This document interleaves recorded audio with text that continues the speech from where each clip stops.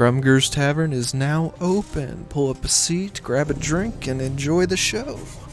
Last session, the party felled the goristro that was invading inside the cultist lair as it escaped through one of the layers of hell.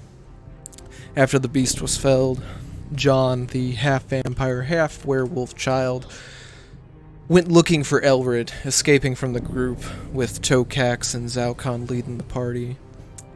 Made his way back into the lair. As Traston turned around when he was going to destroy the portal, John looked up and saw that he was being pulled into the portal along with Traston.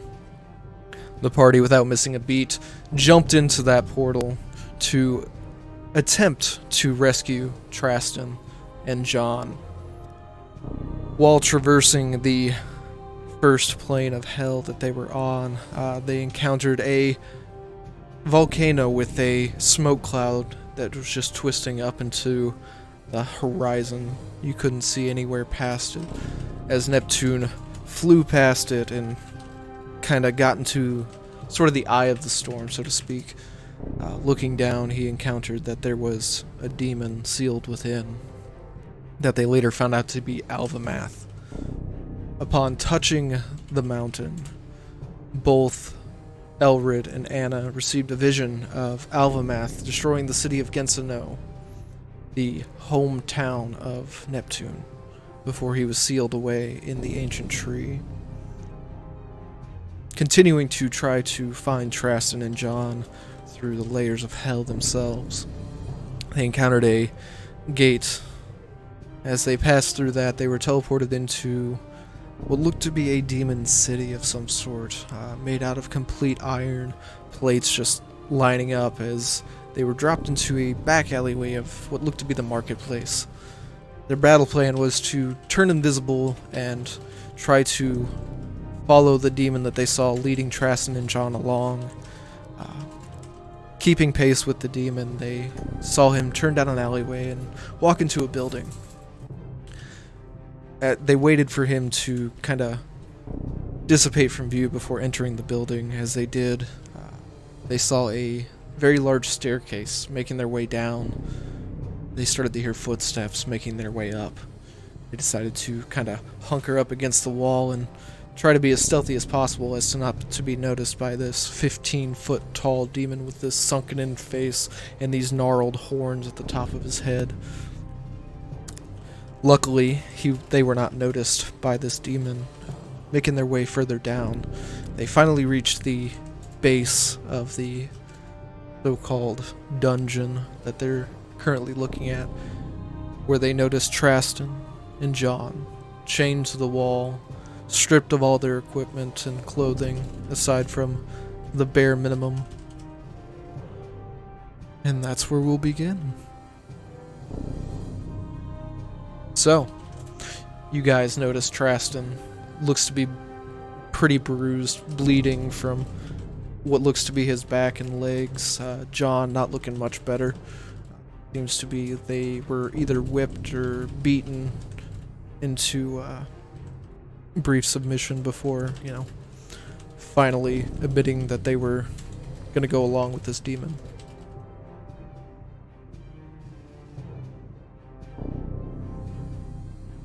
Inside the room, you see a couple cages to your left and right.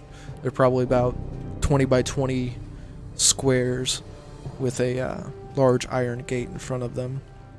You also see a table kind of lined up next to Traston and John. It's got a chair leading up to the table. It's probably standing 10 feet off the ground before you get to the base of the table at the top there.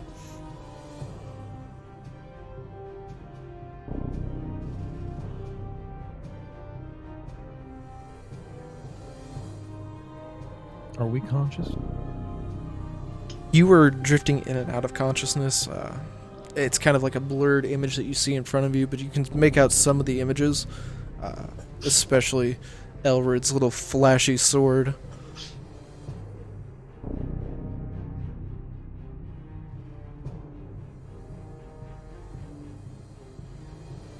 So Elrid, Leo, Anna, and Neptune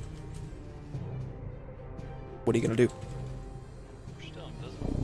Yeah, I was gonna say. You- Actually, yes, you do not see anything because they are still invisible at this time. They have about 40 minutes left of their invisibility.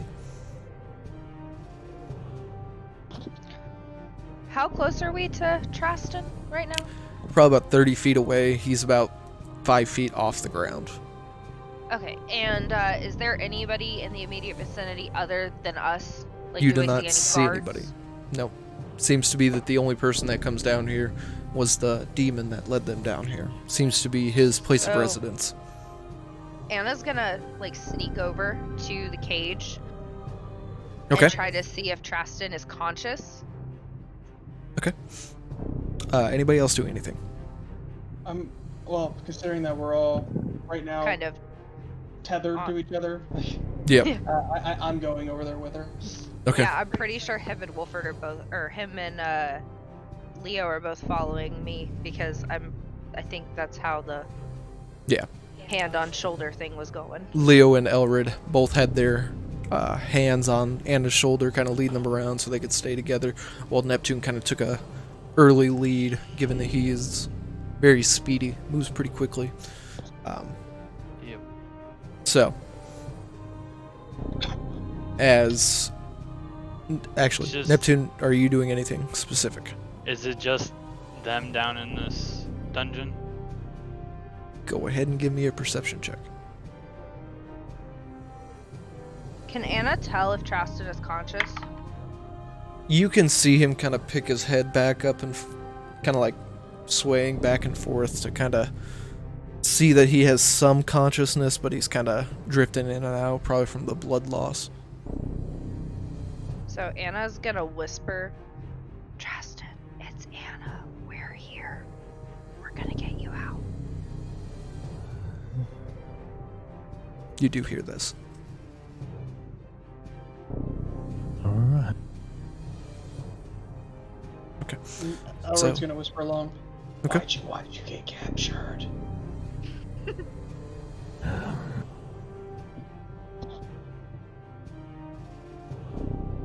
You would I know you rolled were a natural ambushed. 20, just so you know. Okay, just a second on that. You were ambushed on your way to try to find a way out. And during that ambush, you were captured by a goristro and a couple of what looked to be higher ranking demons, possibly a pit fiend along with them. That kind of just knocked you guys out, beat you until, you were no longer moving and drug you into the city. So this area that we're in, Yes. if we were to decide to pull out one of the magic carpets and try to fly out, is that even feasible or is it much too small? Considering the rooms themselves are very large in comparison to your average, height differential, the ceilings are probably about 20-foot high ceilings. You could technically fly out, assuming the magic works, but you don't know for certain. Okay, Anna's gonna look over at Elrid and say, maybe we could try to break the lock to get them out, and then we could get everybody on the carpet and fly out. Okay. Yeah, I think Go ahead. He's just gonna whisper back. Yeah, our original plan was to break the chains, but since he's left him there, then maybe we can just do that instead. Do we know where... Oh, sorry. Oh, you're good. I was just asking if I would hear that conversation. I would You assume. should. You've got one hand on my shoulder, and then Elrid has his hand on my other shoulder. Yeah. So we're all within arm's reach, literally. We wouldn't need to use magic carpet. I could just plane shift us out.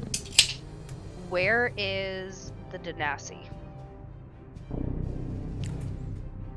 Don't know.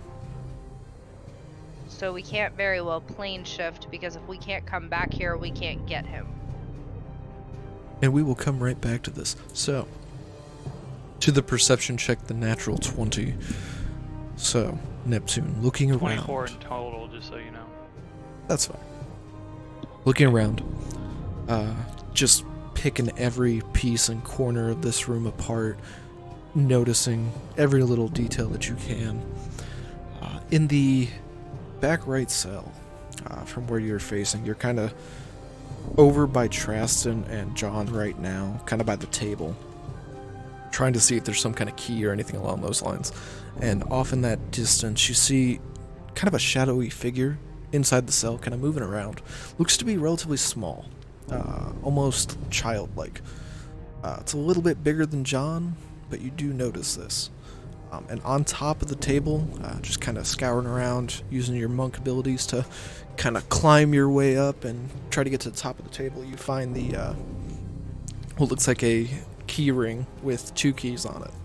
One looks to be a little bit more used, and the other one looks to be a little smaller, more so for like a cufflink type of handcuff key. Okay. I'll take the keys and try to see if they fit the shackles to Trashton's bindings and John's bindings. Okay, so they are hanging about 10 feet up. How are you reaching them? You're currently on top of the table, which it's about 10 feet, so you're about level with where their chains are. How's the lighting? It's relatively dim. You should be able to shadow step. Okay, I'd probably shadow step to the wall and grab the keys and come down. Okay, go ahead and give me an acrobatics check. Okay.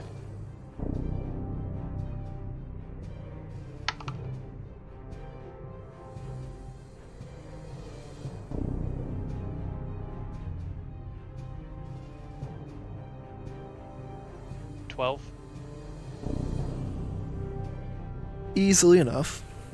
You kind of stumble there for a second, but as you shadow step over, you manage to get a couple of the chain links that they're hanging up off of, stuck between a couple of your fingers, and you're able to kind of grip it and hold on.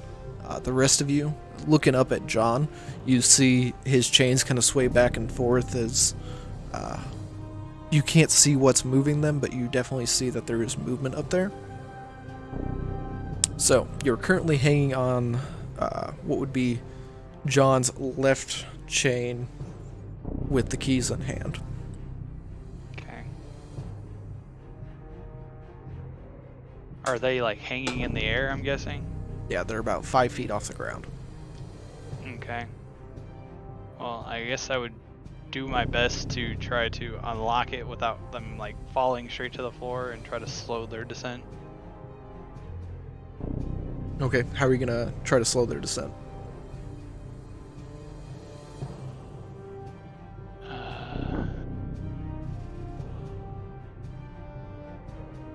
really don't know. Currently, you guys see nobody else in the room.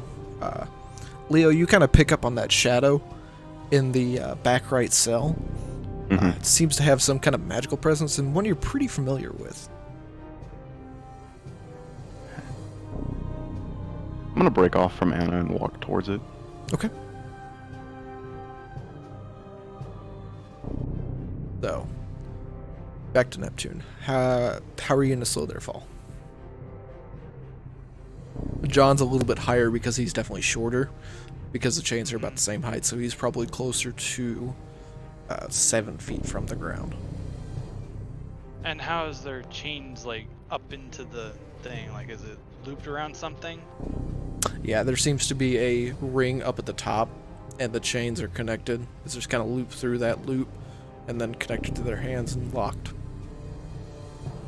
Okay, the way I feel like how I would do it is I would have a hold of the chain, unlock it, and then try to basically walk up the wall and slow their descent by going up with them. If they're heavy enough, I guess. Yeah. So with John, that may be a little more difficult because he does weigh a lot less than you.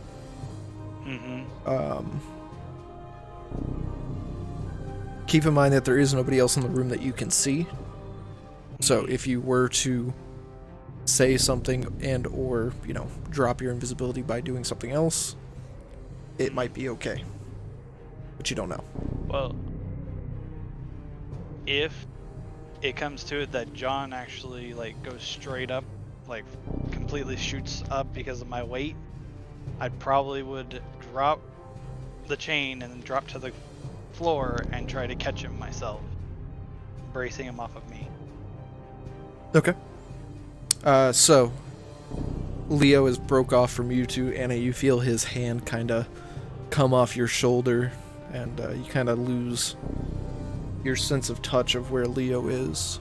So Elred and Anna, after seeing this chain kind of sway back and forth, what do you guys want to do? Are we, like, is there a way for us to get into the cage? Like, So they aren't in a cage per se. They're just kind of chained. Right. You do see 4 cages in total, 2 on your right, 2 on your left. Do we know what Neptune's doing? You don't know, but given how long you've known Neptune and how much he likes to kind of disappear and reappear, you can probably make the assumption he's trying to do his own little version of a rescue mission.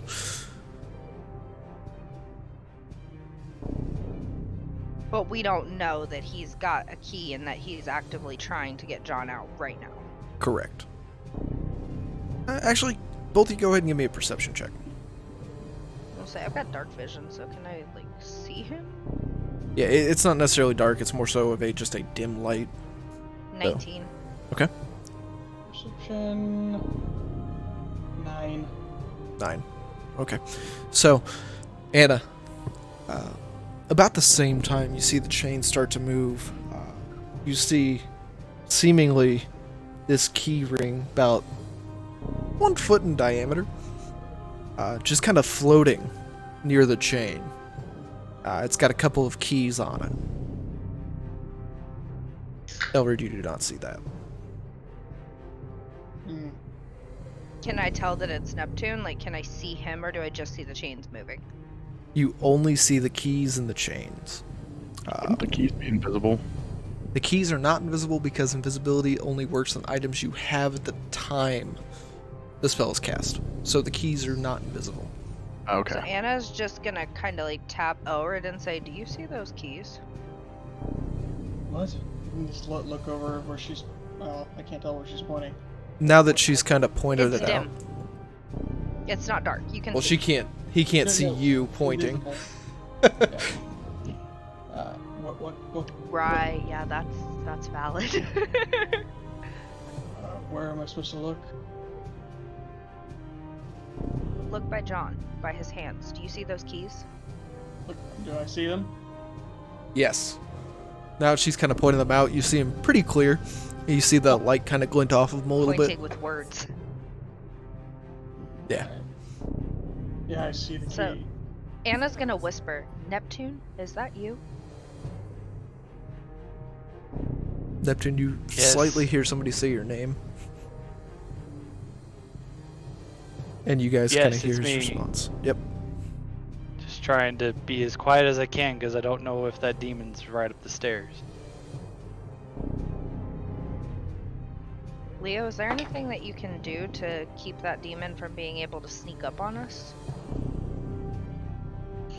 Leo has broken away, as you remember, so you're not sure if he can hear you. Can't hear from your distance at the moment. Is he too far away to hear me? Yeah, right now. I say Anna's just assuming that he's, like, right around where she's at. I don't No. know where Mage Boy went. Over to Leo. Leo, Yes. looking in this cage, feeling that very, very close magical presence that you've come to know as family. It doesn't look to be one of your missing siblings, just because of the size of this individual. Last you remember, your brother and sister who went missing were the age of 3. But looking closer at this prisoner in the cage there, you can definitely make out the facial features to be your sister Primalis. She looks to be very, very malnourished, almost practically skin and bones. But as she kind of looks over, she kind of hears some of the footsteps you're making as you're kind of walking by, and she feels that warm, comforting family energy, so to speak. Mhm. And she I'm just gonna- kind of starts looking around. I'm gonna immediately dispel my invisibility. Okay. You're gonna see some tears flowing from Leo. Mind your He's- business. Mind your business.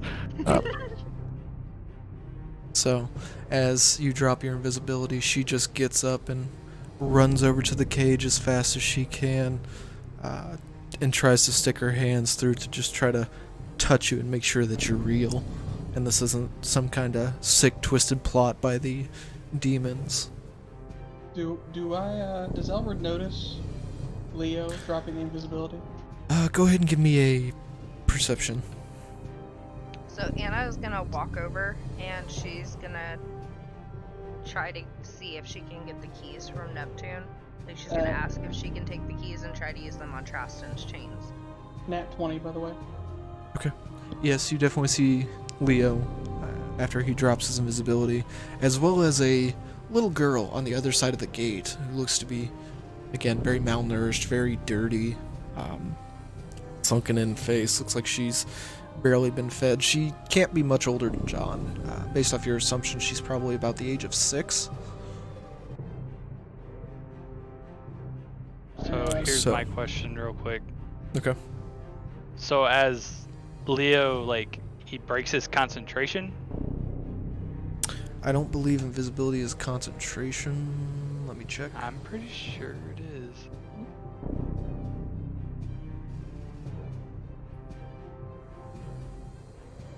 But while we're going through that, Anna, you said you wanted to see if Neptune would drop you the keys. I haven't even got,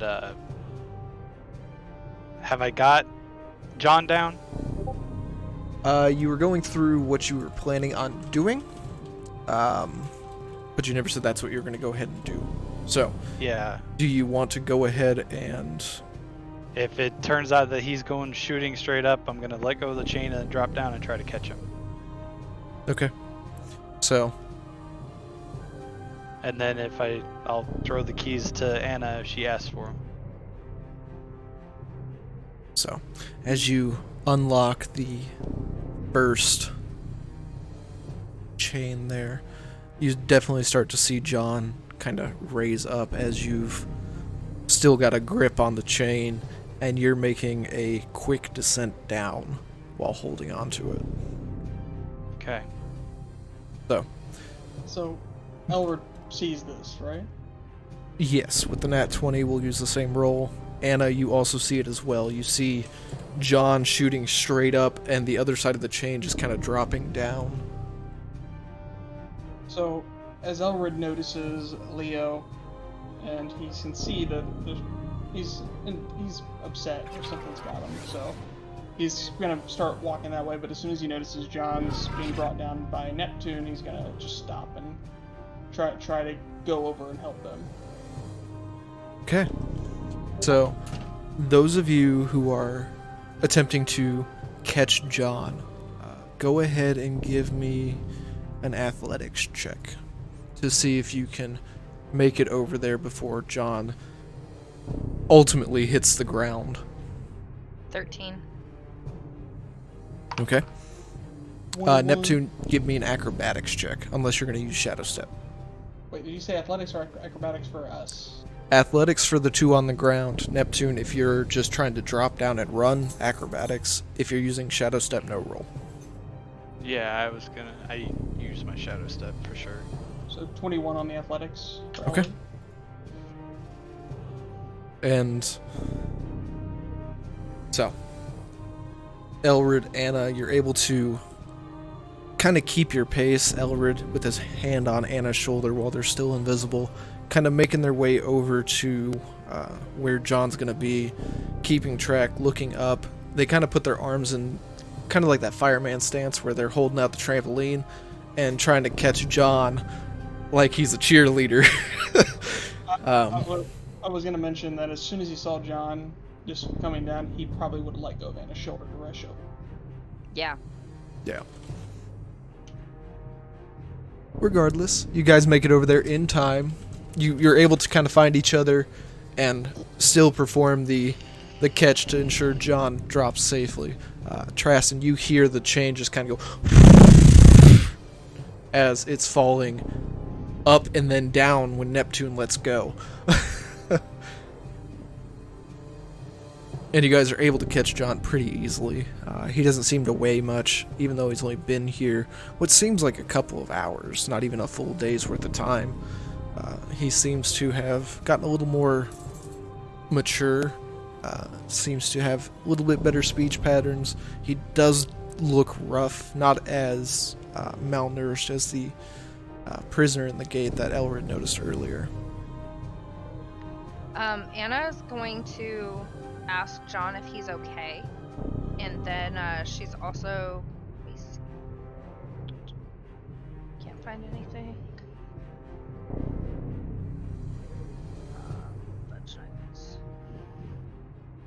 She's gonna use her last greater healing potion on John.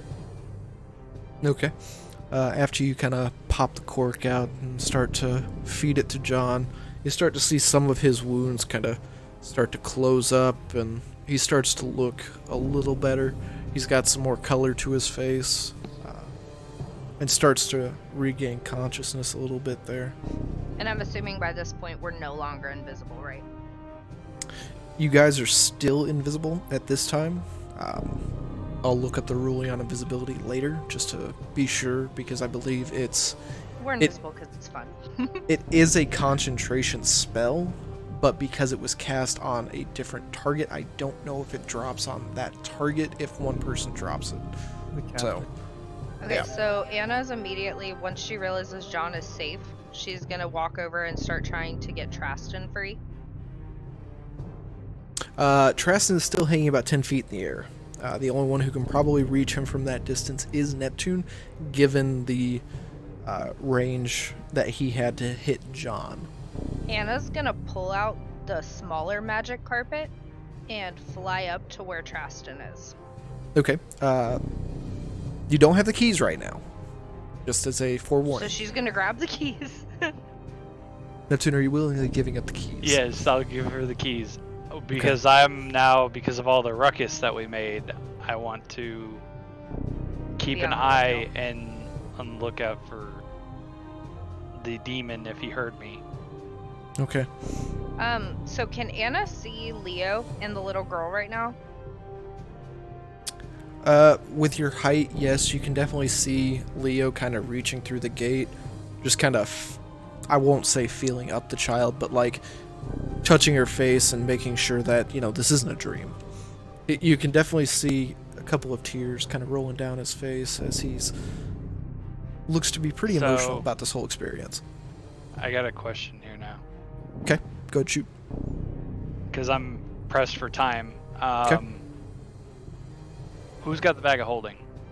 There are, I think I believe, we all have a bag of holding by this point. there are 3. No, there are 2. Leo has one, and Anna has the other, if I recall. So what I'm planning on doing, because I feel like this is like the fastest I can do, is she's in a cage, right? The child is indeed in a cage. There is, based off your earlier perception check, you see that there are locks on the cage. They're about 10 feet up as well. All right. I asked, Leo's got a bag of holding? Leo does have a bag of holding. I shadow step into the cage. Okay, so we will get to that in just a moment. Okay. So, Anna, you're flying the magic carpet up. Mm-hmm. Exactly what are you doing with the carpet? Like, I know you want to fly up and unlock the chains. Is there anything else that you're doing with the carpet aside from that? Actually, you know what? She's gonna fly. Before she flies up, she's gonna grab Elred and say, I need you to fly the carpet while I get Traston down. Okay. Elred, do you comply? I'm not very good at flying these, but okay. Well, then Okay. you get Traston down and I'll fly. It doesn't matter. We just gotta get him out of here, and then we gotta save that little girl. Deal, you fly. Okay. So, So together, we're gonna fly up. Okay, so my assumption is you're going to give Elred the keys, Yes. make your way up about 10 feet, a couple seconds or so, you guys make it up. Elred kind of fumbling with the 2 keys, like which one fits the hole, manages to finally pick the right one, unlocks the chain, and Traston just kind of falling forward a little bit onto the carpet. Carpet kind of shakes for just a few seconds while Traston's body kind of comes to a slight stillness, seems to still be drifting in and out of consciousness as Elred manages to get the other key, or gets the key and unlocks it. Yep. As soon as Traston is on the carpet, Anna's gonna take her superior healing potion, Okay. and she's gonna pour it down his throat. Okay. And So- that's 10d4 plus 20. Okay. Traston, you're about half health right now, so you can subtract it to half health and then use your 10d4 plus 20. Yes, 10d4 plus 20. So 44. 24 plus 20. Okay. So, after Anna gives you one of her healing potions, you feel definitely a lot better. You'd feel better if you had some armor that seemingly has gone missing at the moment. So, go ahead. Anna still has the elven chain in her bag, so she's gonna give that to Traston, and then she's also gonna give him. Putting them on. Oh, wait a minute, hold on. I've got a crossbow, but I don't know if he can use that. He can, but he's not proficient. Well, I it doesn't can- matter if he's proficient as long as he's not unarmed. So she's gonna give him the elven chain and the crossbow. Go ahead and add this to your inventory. Done and done. So, over I wanna look to and see what your AC is now. Leo. Yes. Looking, feeling, Up to 16. you can definitely tell that this is your sister. What is it? She definitely looks a lot older. She looks to be roughly about 6 years old. She's probably grown 6 inches or so since you've last seen her. But she's still pretty small in comparison, probably because she's not being fed or taken care of properly.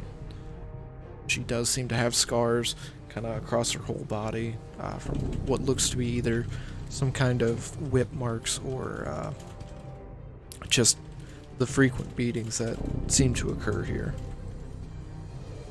And she is just bawling her eyes out because she can't believe it's actually you. Because in her eyes it's been 3 years, in your eyes it's been 6 months. Damn, what the fuck? I'm gonna look at Primulas. I'm gonna Okay. say, don't worry. I'm gonna get you out of here. Okay, thank you, Leo. And she just kind of bursts into tears. You can hear her voice just cracking constantly. By this point, you see Neptune just kind of shadow step from behind you into the cage. Actually, he's still invisible, so you don't see it. So Neptune, you've kind of shadow stepped into the cage. Doesn't seem that anybody has noticed you at the moment. What are you gonna do? Okay, I'm going to go up to the edge of the cage, say, Leo, hand me your bag of holding. What for? I think I have an idea to get her out of here. And what's that idea? It has to deal with the bag. Are you thinking of putting my sister in a bag of holding? Yes, for temporary. It'll be like 2 seconds. It'll get her in and out while they're dealing with Traston, but we gotta hurry because I don't think I have a problem with that demon. Something feels not right. How long is a living being able to live in a bag of holding? Believe it's a minute, so 10 rounds. Which Shadow Step is a bonus action. He does it twice. Well, it'd only be once, so it's 6 seconds. I mean, literally, I'm gonna ask her to get in the bag. She gets in the bag. I'm gonna hand him the bag, and she's out of the cage. I was gonna say, keep in mind, you had a key ring. Yes, I know, but they're dealing with Tristan, trying to get him down and situated. That's why I'm trying to hurry. I mean, if at this you just wait a few seconds, then at this we're point, like looking on our up, way down. you see Trastan's on the carpet now, and they're kind of making their descent down towards you guys. All right. I'm just saying that in this current situation, if you still want to throw a child in the bag, you can throw a child in the bag. I mean, I'm just trying to get her out quickly. Entirely up to you guys. I'm gonna She's wait. small enough. I'll wait for Preston and my homies. Okay. Leo, not comfortable with throwing one of his last living relatives in a soup bag, opts out and chooses to wait for Anna to come back down with Traston. Alright, then if he opts out, I'm gonna just make sure that I pay attention to the stairs and make sure nothing comes down it then. Go ahead and give me a perception check while you're in the cage.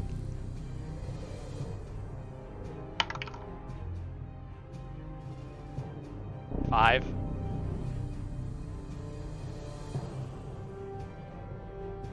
Okay.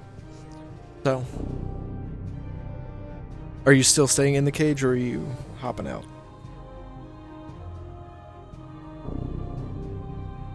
Figured I can hop out because I want to make sure that there's nobody coming down the stairs. Okay. A couple seconds later, Leo, you see Anna and Elrid along with Traston making their way down. They are basically at the ground now. Looks like Elrid has the keys in hand, kind of holding Traston up a little bit while he's regaining his footing after the beating that he received. So, up to you guys how you want to handle this. How far away are they? About 5 feet. Okay. You see the carpet. You don't really see them. As Elred's helping Traston regain his footing, does he notice that they're still down there trying to get the little girl out?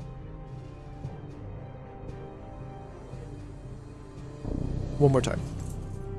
So as I'm helping Traston regain his footing and I have the keys in hand, do I notice that they are still trying to get the little girl out down there?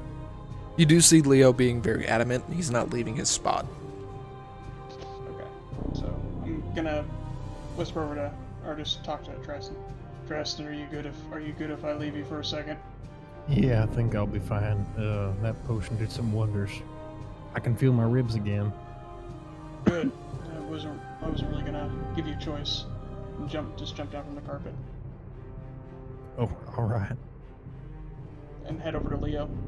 Anna's gonna continue to fly the carpet down, and then once we're just about at the ground, she's gonna kind of fly it over to where Leo is standing. Or the whole party is standing, I should say. Okay. Traston, go ahead and give me a perception check while you're kind of making your way down and getting your vision back. Is it dark still? It's not dark, it's mostly dim. So you can see just fine. It's not like super dim. Yeah, you should be good. 24 total. So as you're kind of flying down, over in the back corner underneath the table, you see a pretty substantially large chest, larger than anything you've seen in the material plane. That's up underneath that table there. So, and Anna said she's gonna fly up and unlock the cage. Yeah. I'm gonna try to pull it out from underneath. Okay. Anna's gonna ask Traston before she flies up there, do you want off the carpet or do you want to stay? I'll stay here and kind of get an idea of the surroundings here. Okay. So as you are trying to pull this chest out, go ahead and give me a strength check.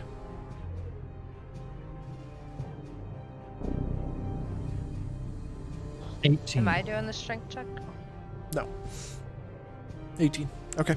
So it's taking a little bit of time, but you're managing to get the box out from underneath the table there. As we'll say about 5 minutes pass, you're able to kind of drag it over to the cage where everybody else is standing.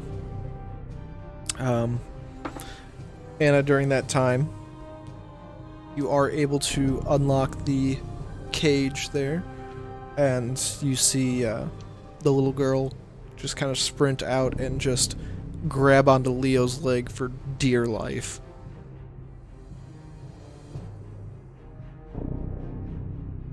Alright, I don't judge.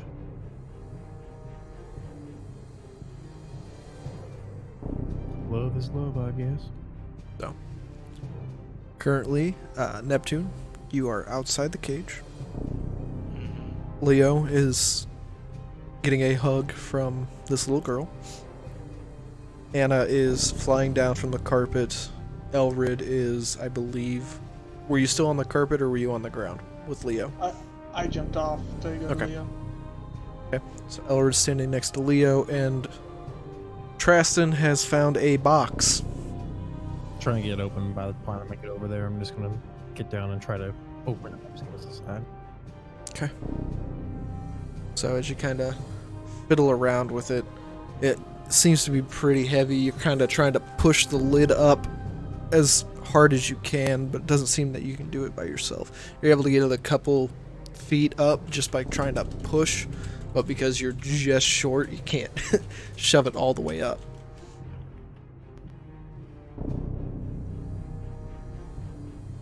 So, you guys kind of all see Traston fiddling with this box, just trying to shove it open as you just keep Anna's hearing gonna it. walk over and try to help. Okay. You guys go ahead and give me a strength check with advantage. 23. With advantage, it's... 10 with advantage, 19. Yeah, we're gonna go with that 23. Okay. 23 and 19. So with both of you just taking a corner and shoving it, it flies open. Unfortunately, it makes a very loud noise as it just crashes against the back of the box there. But climbing up inside, you're able to see everything that was taken from Traston and John. John's basic everyday clothes, and you see Traston's spear lighting up in the corner. Dive in He's- and grab. He's got like a cloth diaper on. As does Traston. Alright, Anna's hearing this noise. Anna's gonna say, grab your stuff, get on the carpet, we gotta go.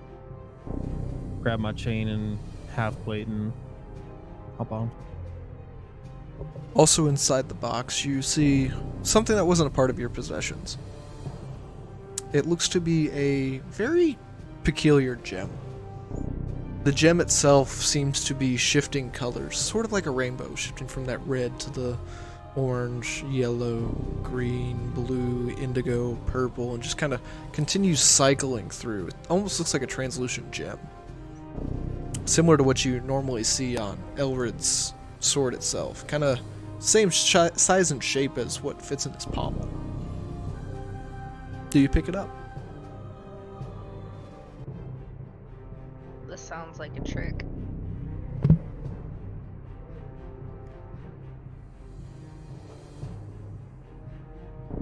No. Yes. Yes. So you pick up this gem as you're trying to hurry through to try to get out of this box before you are essentially caught. As you guys start to hear the footsteps kind of hurrying down the stairs. Traston out of the box, hurrying up, trying to put on all of his armor as quick as he can. You've never seen a man move this fast. No, I'm not getting. Well, you could put that on a carpet. Let's go. I'm just getting bags on my back and keeping the armor to the side. Okay. I'll strap it. To remind them to come to him and grab hands. Leo says, okay, so as soon as Anna hears that, she's gonna grab Traston and John and get to Leo as quick as possible, because I'm assuming they're standing right by me.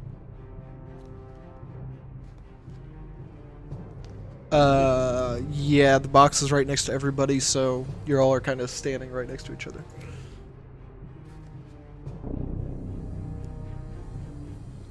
So, yeah, you guys are able to go ahead and huddle up as close as you can. You currently have 7 people, so you have just enough for plane shift. I believe there's 8 of us, but that still works. Well, Anna, Neptune, Leo, Traston, Elrid, John, and Girl. The little girl. Yep. For Malus, yes. What time is it? You don't know.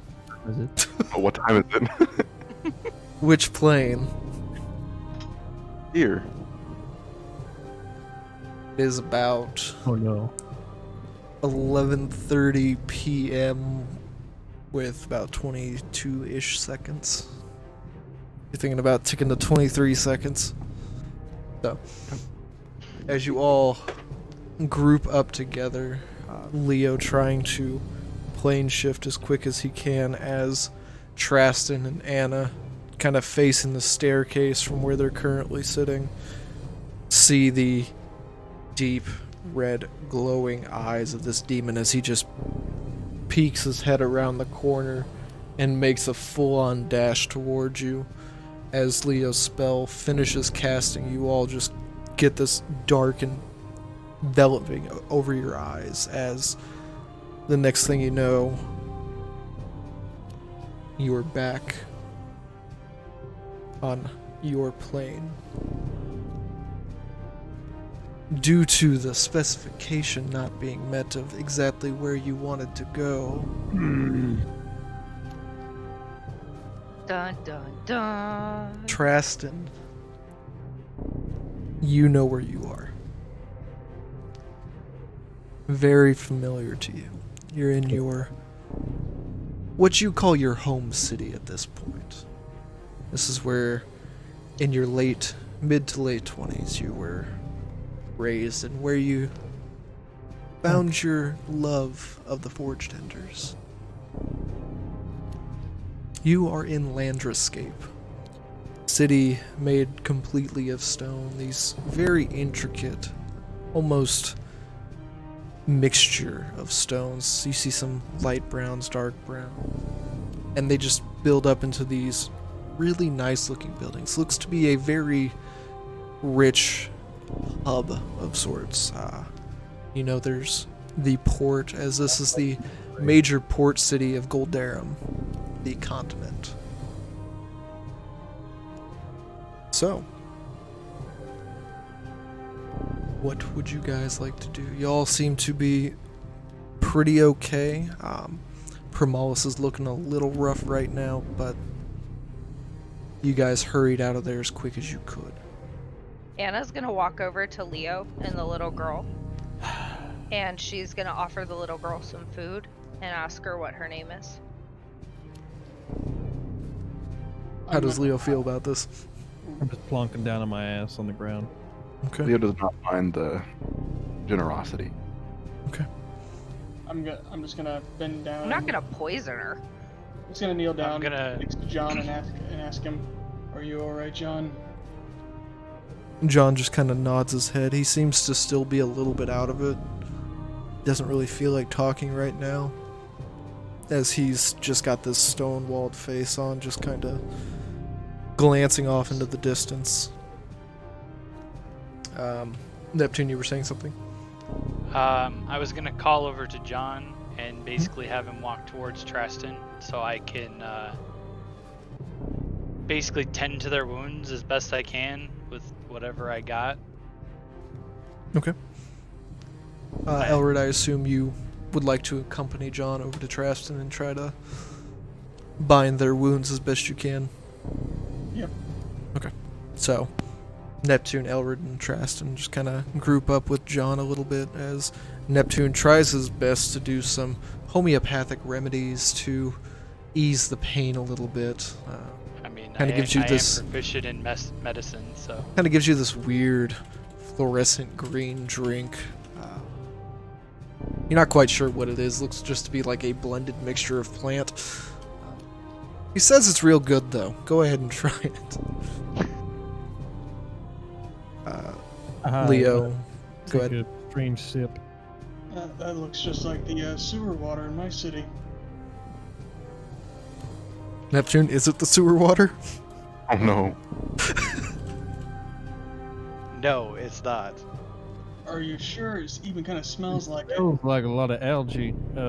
Is this like some kind of keto? If you notice any chunks in there, I wouldn't drink it.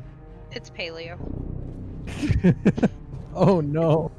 It's a green. It's weird- good for you. It's a actually weird just green avocado concoction. milk. It's a scoop of chummed water. They found the teat on an avocado and milked it. So, with you guys going ahead and doing your little bit of medicinal help to Traston and John. Medicinal? That's what I was trying to say, and I got a bubble in my throat at that time. Anna, you walk up to the little girl, Leo kind of being a little protective of her, but knowing you, he kind of opens up a little bit and lets you get pretty close to the girl. As you hand her what little bit of food you have, a little bit of bread, a little bit of water here and there, she just kind of scarfs it down. It looks like she hasn't eaten in a couple days, if not weeks. And she kind of looks up to you and says, "My name's Rimalis. I'm Leo's youngest sister."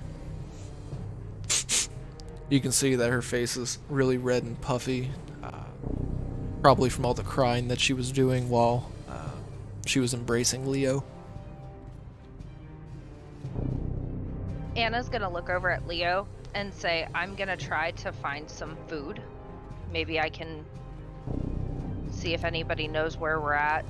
Because Traston didn't tell us where we are, right? Like, he hasn't communicated that yet. Nope. Okay, so Anna's gonna say that she's gonna try to find some food and tell the little girl, don't worry, you're safe now. And then she's gonna walk over to where John and them are and ask if anybody knows where they're at. Those were who's at? We're at. Okay. Where the hell did plane shift take us? Where are we? Is anybody familiar with this area? Eyes still closed, nose still feeling the sea spray on my face. Just say, "Welcome to Landrasil." Is there a place where we can buy food or possibly rent rooms here? Nope. We're heathens out here. No. Yeah, there's a one down a couple blocks to the west. And we got a pretty good inn down south. What kind of land is this, Tristan? Bumpy and warm. No, like the people. All kinds. It's a melting pot. You can pretty much get everyone through here. Anyone, travelers, all kinds of various port folk and sea dogs. My kind of people. How far are we from Granite? Continent. So, it's the So continent boat ride. directly east. It's probably a 8-hour boat trip from this port to the Ravencrest port. But if you were to take the boat all the way there, it's probably about a 3-day boat ride. Okay. Anna's gonna look at Traston and say, can you lead us into town? I'm afraid this little girl is in desperate need of some food. And I'm sure you and John are hungry. Yeah, Could John probably could use some food, right? Look down at John. He just nods. Yes. As well as a bath. He's fine. He shakes his head no. No bath. It's the inner werewolf telling him no. You're getting a bath, dog. Don't say those words. He gets freaked out by them. You see him scamper off. The vampire then terrified the dog and just like, "Oh, I don't want." Did you say holy water? The vampire all elegantly is like, I would prefer not to bathe, but the inner werewolf is like, bath, no! All I can think of is like me shaping water to go towards him. Just this giant water bubble flies over his head and then pops. Could you technically drown someone like that? Maybe if you like actually made it morph around their head. I don't know. DM? Question again? Try. Are you able to use shape water to make like a water bubble that you can form around someone's head to effectively drown them? Asking for a friend?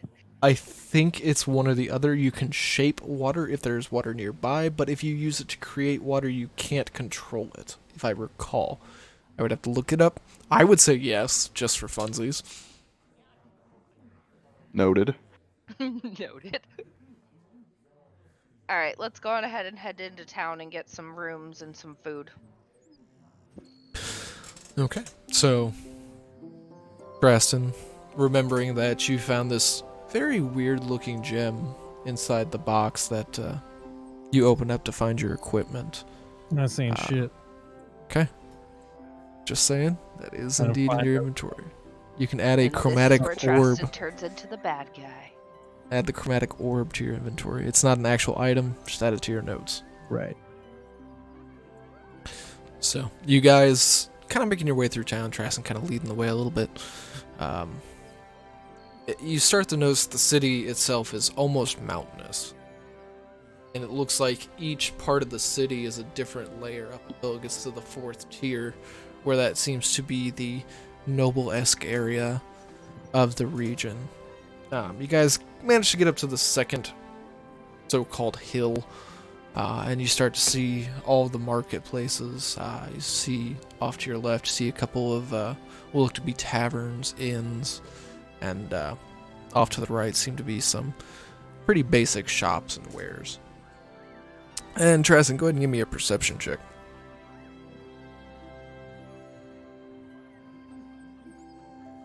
That is a 9. 9. Okay. So, if you didn't know him so well, you wouldn't have ever noticed him. But off to your right, just kind of wandering around, looks to have a couple of children following him around, where you notice the man who saved your life.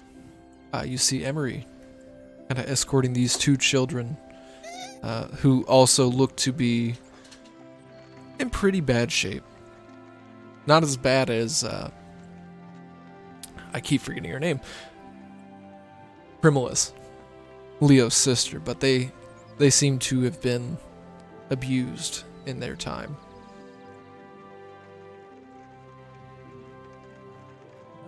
Emery, over here. Hey, Traston? Howdy. Hey, I'm in town. Just got in. Been busy. How are you? Doing good, doing Morden's work. I am taking these children and kind of peeps down a little bit. Same as you. I understand. And the rest of you see a African-American male. He's got a very similar accent to how Traston speaks. And American. he's got what looks to be dreadlocks. It kind of goes back down past his shoulder blades and almost tied off into a ponytail. Very attractive looking person, as Traston would vouch for, as this person has a very large impact on Traston, as you can just tell by Traston's demeanor when talking to him. So, why don't you stay with me tonight, Traston? Me? Sure. Are you sure it wouldn't inconvenience you, or I don't know. I wouldn't want to be a bore or anything. Of course not. You can tell the children all of your stories and see the great man that you've become. I can try. Sure. Your friends are also welcome. Are you sure we wouldn't be like picking up too much space? I know it can get kind of cramped in there, but then again, there's a big old. You do well for yourself. Of course, of course. I mean, he kind of leans down and kind of whispers to you again. I see you have a couple children as well, and they don't look so good. One of them kind of weirds me out, so kind of Well, I see his mouth moving. he's a little kind of weird. Just he's been good so far. He's just kind of a little liking, a little bit of he bites. And you kind of see him, kind of look back in shock a little bit as he tries to keep his facial expression hidden a little bit. He's also kind of vampire as well. I'm just kind of playing it by ear at this point, and I'm covering my mouth at this point, like holding my hand up as I whisper into his ear and just say, "Well, he's he's been good." Do I hear any The other other girls do. I don't recognize. So, I believe Leo said the same thing earlier. Correct? Okay, so Did I hear or did I see that guy's mouth moving? you could see essentially half of it as he was kind of hiding behind Treston a little bit, so you could only see about half of his lips moving. And he was trying to keep it like hush-hush, so he was kind of talking without moving his lips at oil. So I wouldn't say you could understand him. If you guys want to see if you heard him, you can give me a perception check. 11. So with observant, do I have to see the whole mouth or can it be part of it?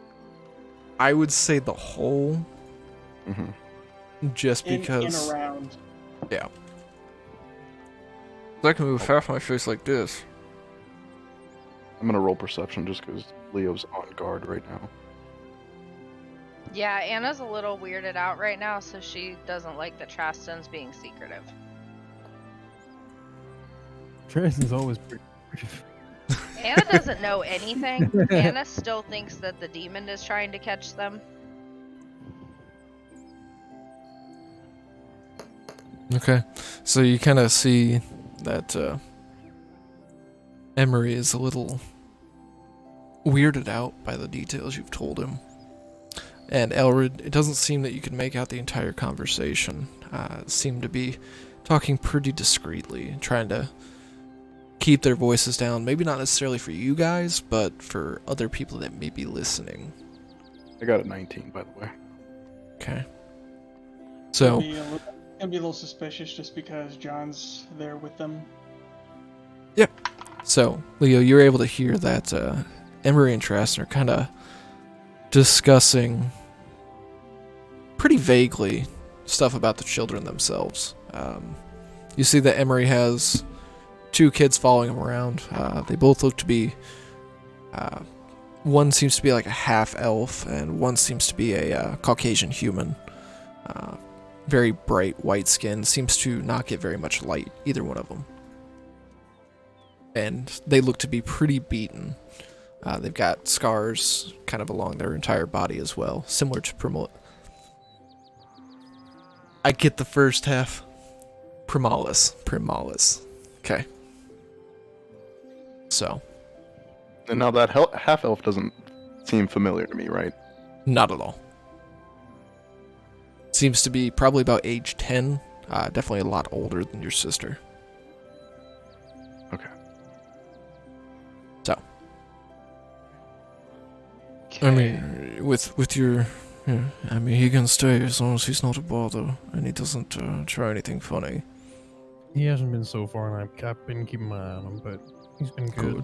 Good. I even close my eyes and let myself sleep nowadays. Yes, I would like to hear the rest of the story, obviously.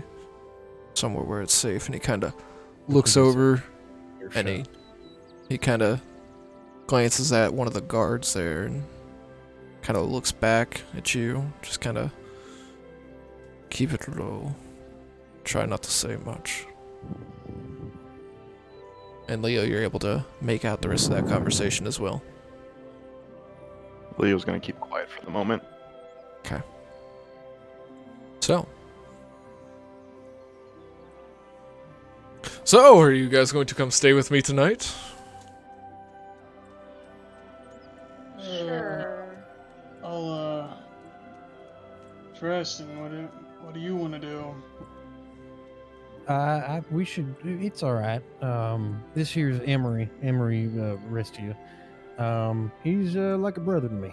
So we can stay with him at least for a bit, and kids can come too. He goes to each and every one of you and sticks his hand out. Hey, how's it going? And just kind of... Hey, how are you? Hey, nice to meet you. Yes, just very quick with the greetings and trying to get out of the open. Leo does not shake his hand. Neither does Elred, but that's because Elred doesn't like new people in general. Well, I guess you'll like me later. I highly doubt that. We'll see. Elred, don't be rude. We don't know him. You don't know anybody until you introduce yourself. Anna's gonna walk over to Emery and stick out her hand and introduce herself. Oh, nice to meet you, Anna. I wish Traston would talk more about you. He just kind of gives you a little side wink and goes back to his ways. Anna's very confused because people don't openly flirt with her where she's from because she's a princess. So she has no idea what this weird wink is, and she's gonna straight up ask him, "Is there something wrong with your eye?" Only for you. That's strange. In my presence, he seems to develop a twitch. Did you punch him? And Anna, I think you'll. Never mind. We'll talk. Anna's just gonna like awkwardly smile and do like a weird, awkward curtsy bow thing, and then like hide her face and walk away in shame. I kind of like lean down to her a little bit, like lean my head back and go, "He's flirting."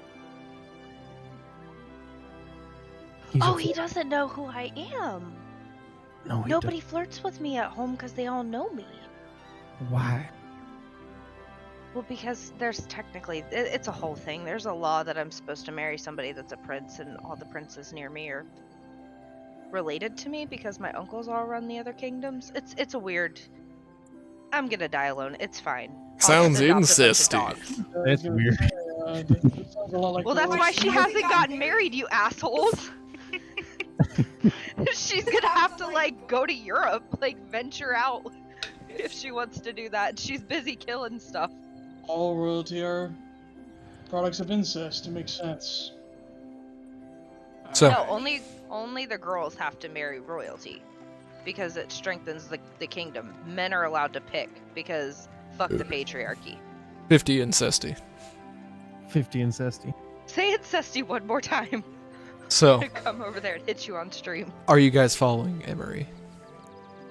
Yes. I'm gonna I hate all go up to Leo and put my hand on his shoulder and say, Leo, have you tried to contact anybody from the other continent?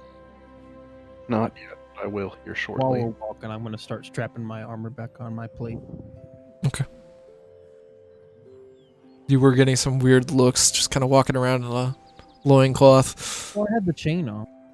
Well, chain with a loincloth. Chain shirt, yeah. So, are the rest of you also proceeding to follow Traston and Emery there? Yes. While we are, send a message over to what's his name? Crap. Tokex? Yes, Tokax. Okay. Letting him know that we have John. have John. We're outside of. We You're went in- to have. You're in Landerscape currently. Yeah, I'm gonna let him know where we are, and I'm gonna ask how the city is. Ask the damn lizard why he wasn't protecting John. Okay. A few moments later, Tokex sent you a message. Oh, thank God. I thought we lost him. He kind of snuck out somewhere. I don't... Whew, that's a huge relief. Okay. We're still in Dracot, but it seems the darkness has lifted. Zaukon set back to Granacite roughly a few hours after we arrived and set up camp. And shortly after he was expected to arrive, it seems the darkness has faded, so We'll be making our journey back to Grenasert tomorrow. Essentially in 25 words or less.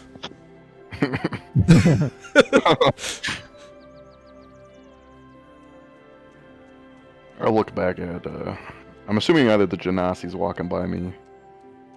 I'll say Neptune. Yeah.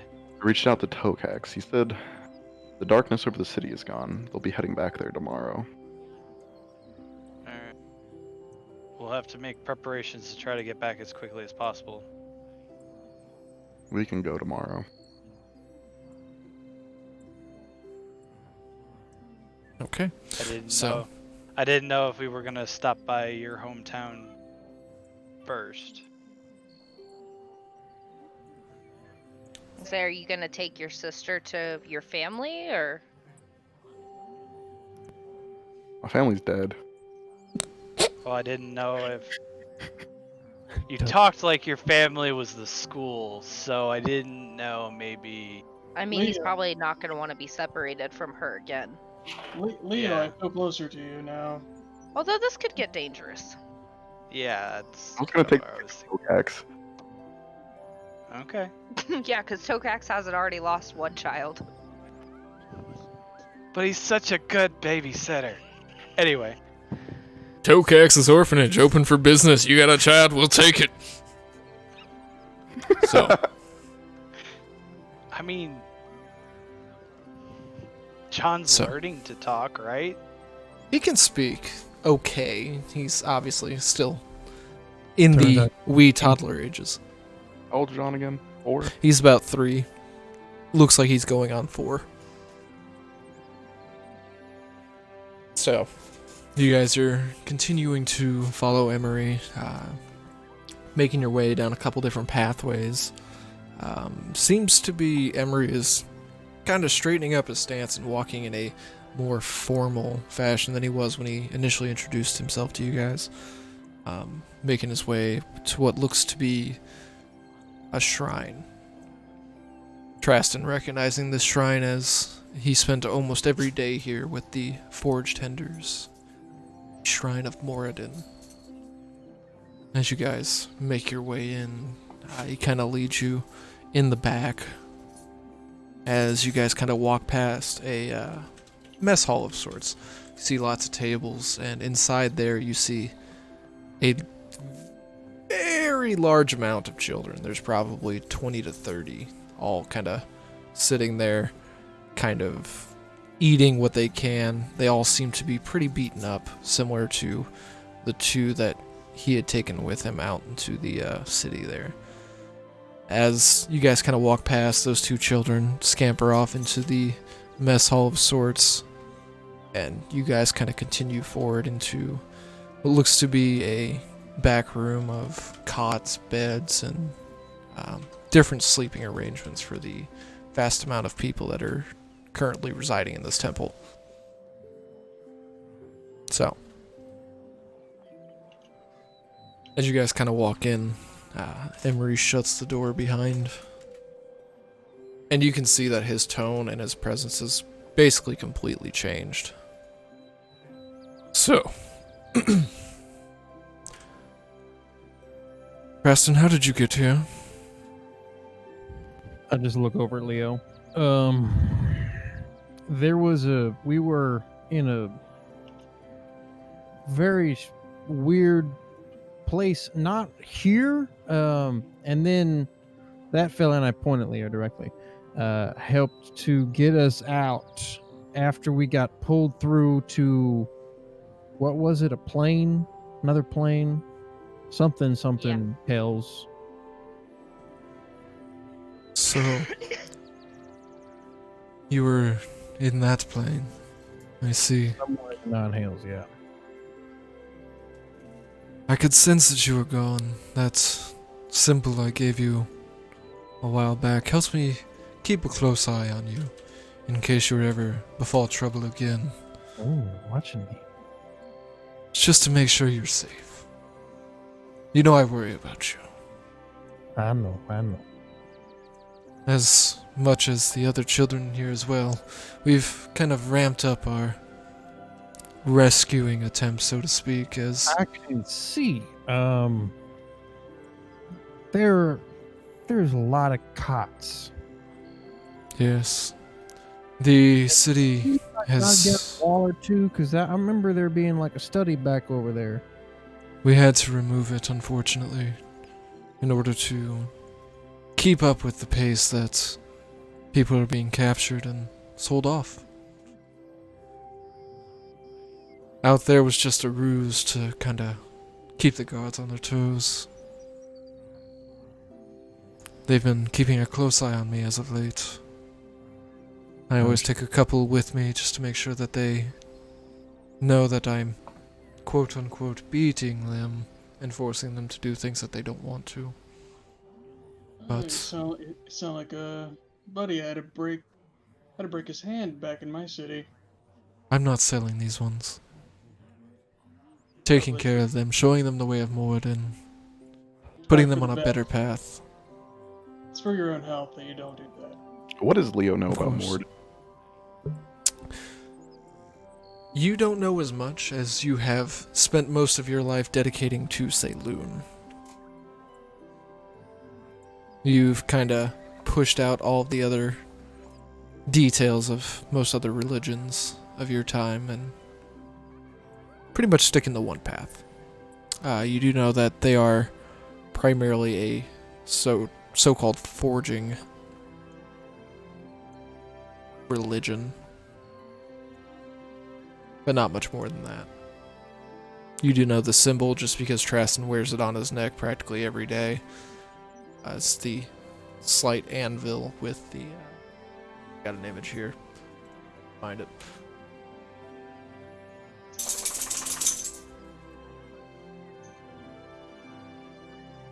Got a little flame coming out of the top of the anvil there. Mhm. But, not much else. So, you guys are welcome to stay here. What was this about the little boy there? You said, he's part lichen and part vampire? Well, he came from a village where everyone was a lichen. And then he was bitten by a werewolf or was bitten by a vampire, so now he's kind of this weird hybrid. The only time we've ever seen him do anything weird is when he was in the presence of a demon and he like attacked it and ate it. Or no, that wasn't a demon, it was a vampire. He killed the vampire. So it seems like his lichen genetics are overpowering. But he doesn't like the sunlight. That's good. That's good. At least he's refraining from... Yeah, as of right now, he's under the protection of the Archmage of Granacite. If you tell anybody else, I will break both your hands. It's none of my concern. I would gladly keep him here, but I feel like he may cause a little bit of trouble with the operation we have here. He won't have He's as much... bonded with Elred. Yeah, so he probably won't want to stay here anyway. I wouldn't let you keep him anyways. This place sounds like it doesn't treat children very well. It's not necessarily everyone here. It's most so our leader, Sidolphus.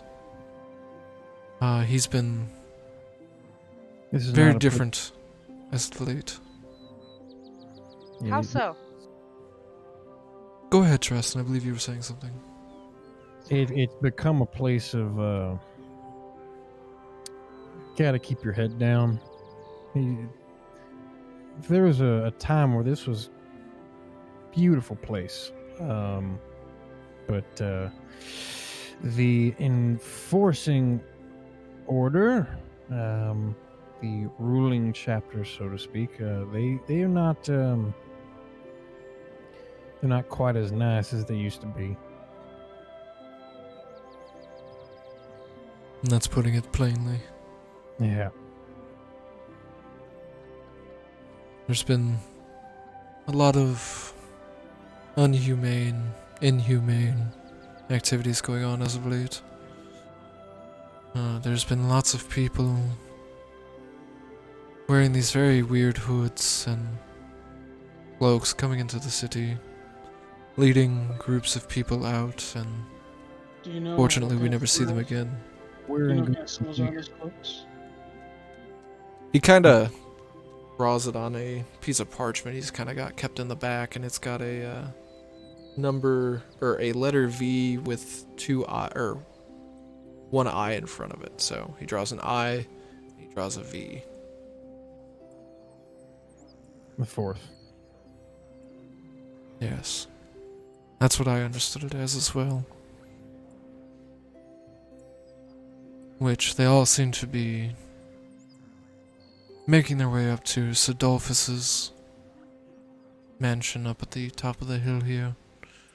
And then leading groups of individuals out in chains. And I've never seen them again. A lot of my neighbors aren't even here anymore. But we're So, saving who we can when we can. Primarily the children. Is there So- nowhere else that you can go? This is all we know. To the north of here, there's a giant desert, which is basically where I found Traston working when we saved him.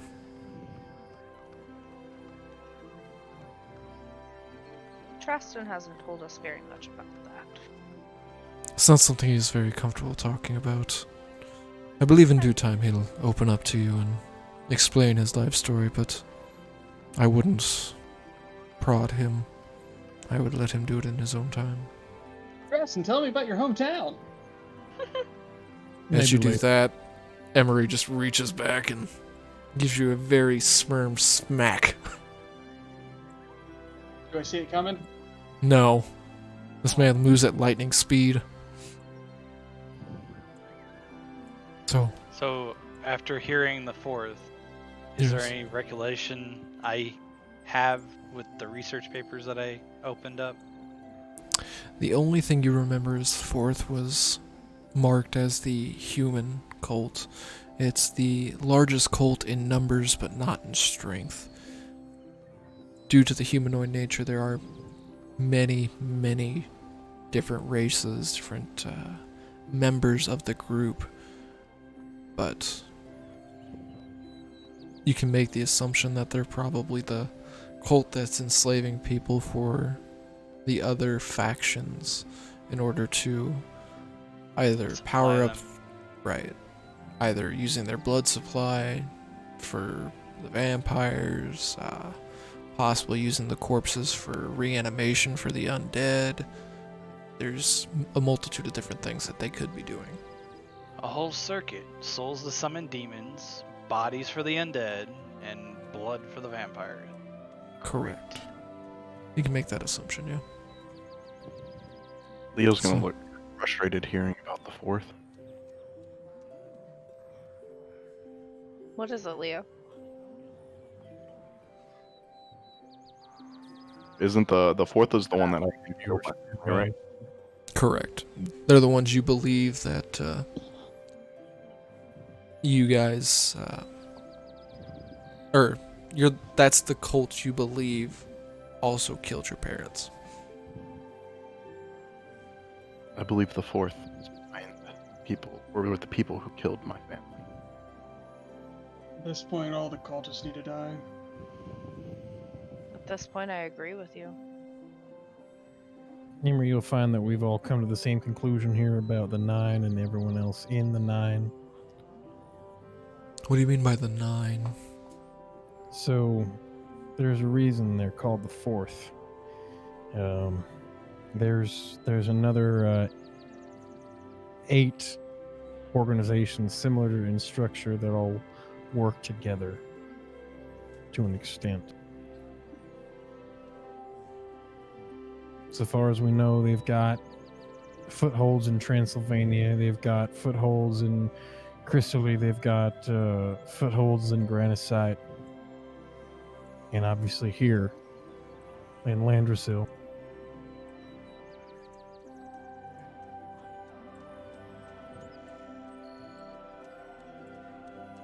Based off the numbers of people getting shoved in and out of here, I would probably make the assumption that their base is here as well. I don't know where, but can only assume that Sidolphus has something to do with it. As you disappear into the night. As your camera light went out. No, it was a tab I had open. Okay. So. This is it's a lot to take in. You are welcome to the food and amenities that we have here, even though it's not much. But make yourselves at home. Traston kind of knows the way around here. Some things may have changed, but the layout's pretty close to the same. So Anna's gonna ask Emery,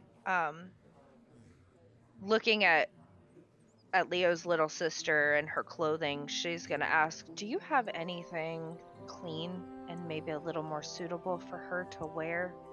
Of course. I'll have one of my other members go grab a nice set of clothing for her. Is there a place where the children can have a bath? Yes, but we let them do that themselves. We'll take her to it. Leo, do you want me to escort her? No offense, Emery, but I'd rather have one of us take. It's perfectly fine. You will not be allowed in there, though.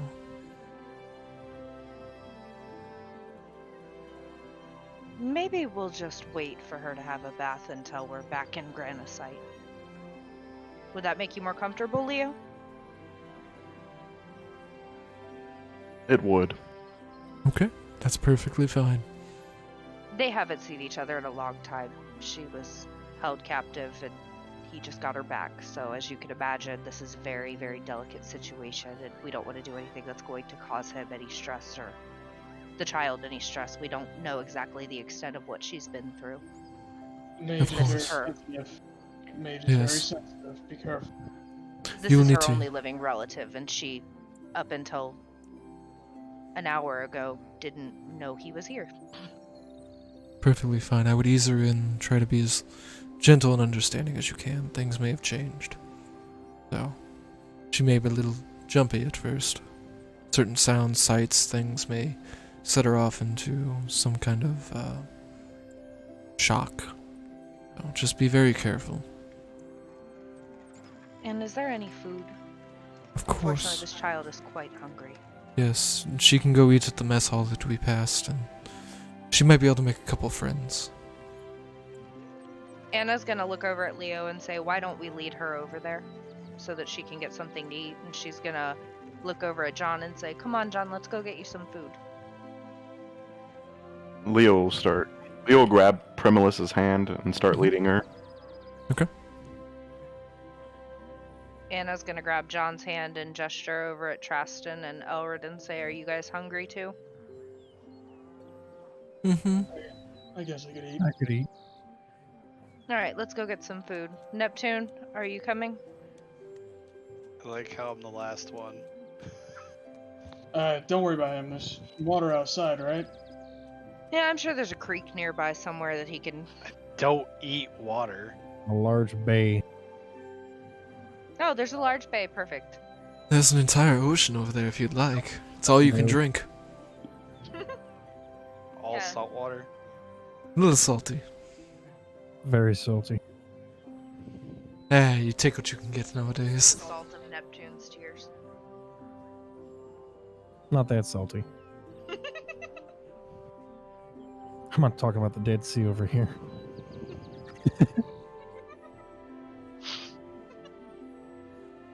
So, I was taking a drink of coffee when you said that, and I had to like hold it in my mouth so it wouldn't come out my nose.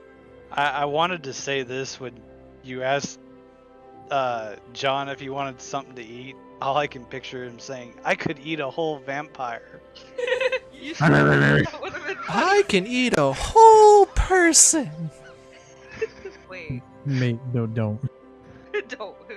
No. Emery's like, yeah, you guys are nice and all, and the other ones can stay, but that kid's gotta go. That's the plan. Stick him on Sedulphus and just say, go get him. That's the plan. Stick him on Sedulphus and just say, Yes. go get him. Filtration. The kid in. Let him get a taste for blood now. We can turn him into our own little. And if he dies, he dies. He's a vampire. He's dead. Oh my god. Anna's conflicted about this. So, If Tristan actually was thinking that way, I'd smack him upside the head. Oh, Trastan's for sure thinking that way. It's just, is he actually saying it? Because I don't think he's actually saying it. Elrid would be mad. okay, while everybody goes and grabs a bite to eat, let's go ahead and take a quick break, and we'll be back in 10-15 minutes.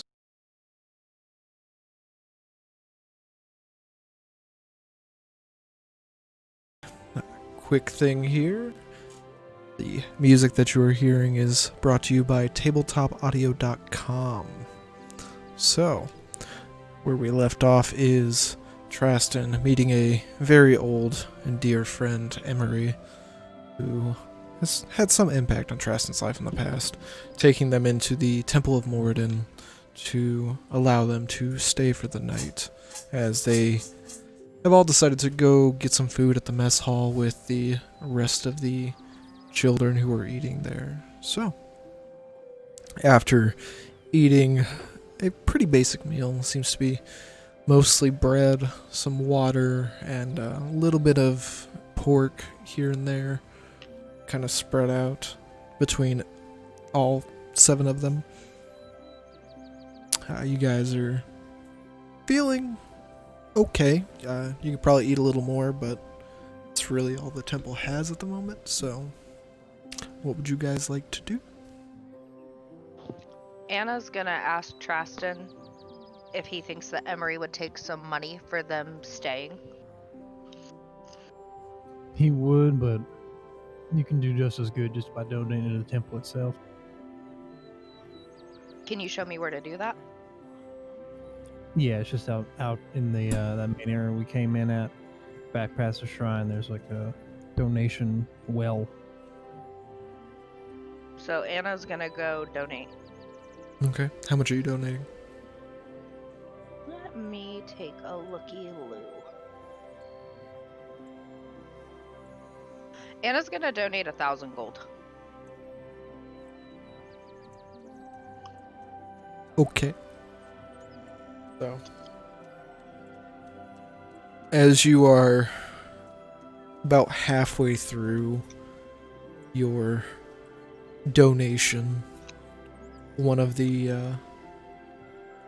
essentially other followers kind of walks up behind you and is just curiously just observing how you're dropping so much money into this well, as nobody has really made a donation more than a couple of silver at most. And he's surprised, but he's thanking you every time you drop a piece of gold going further.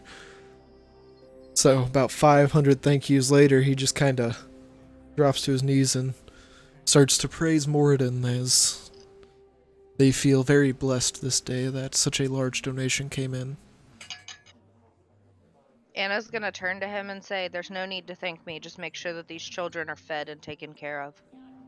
He kind of looks up at you and puts a finger up to his mouth and just kind of shh. Talk about the children. Why?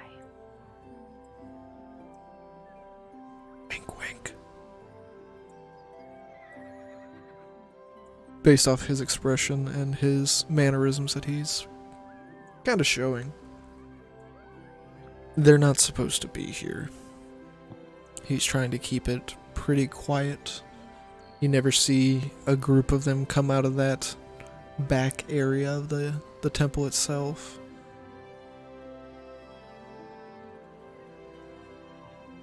But he ensures you that your gold will go to a good cause.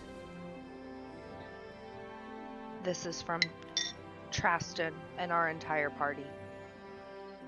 I will be sure to thank Trastan, as he's done so much for us. If you ever need help, just send a letter. Yes, yes.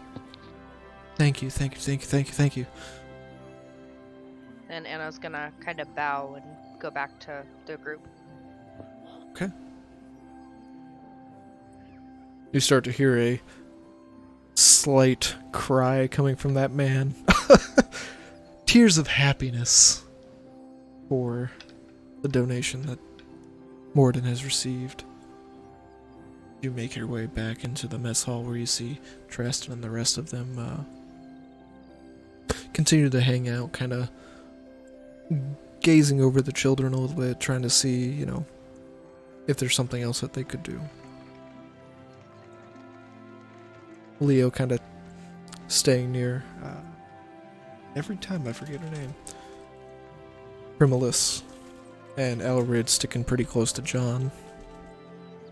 So, what would you guys like to do? Anna's gonna lean into Traston and say I left a donation from our entire party. Thank you. I'm gonna leave my own as well here after me and Emery get some more one-on-one time later. How much do- Traston, I can assure you that that is entirely not necessary, as your name was the first one that I gave, so they basically think that it was your donation and you just sent me over there. Plus, I gave them plenty. How much did you donate exactly?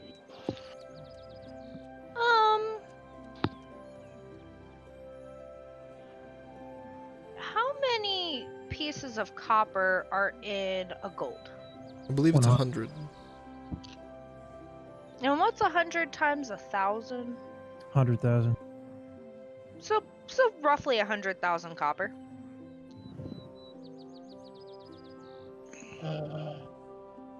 It's fine. I've done worse with it. This was Anna's gold. Like, with all of the party funds and everything like that, she hasn't actually Yeah. spent any of her own money. Yeah, She's 'cause just you- been managing the party funds. So with You- every you- bounty, she's kept her own money in there too. So theoretically, she could give them that and it'd be just hers if she wanted. Never forget the great hail in the cultist chamber. Yeah, that's kind of what I was getting at. You did say that you donated from the entire party, so I wasn't sure if you meant from the party funds or from your own personal funds. So Elrid would have been cautious of that.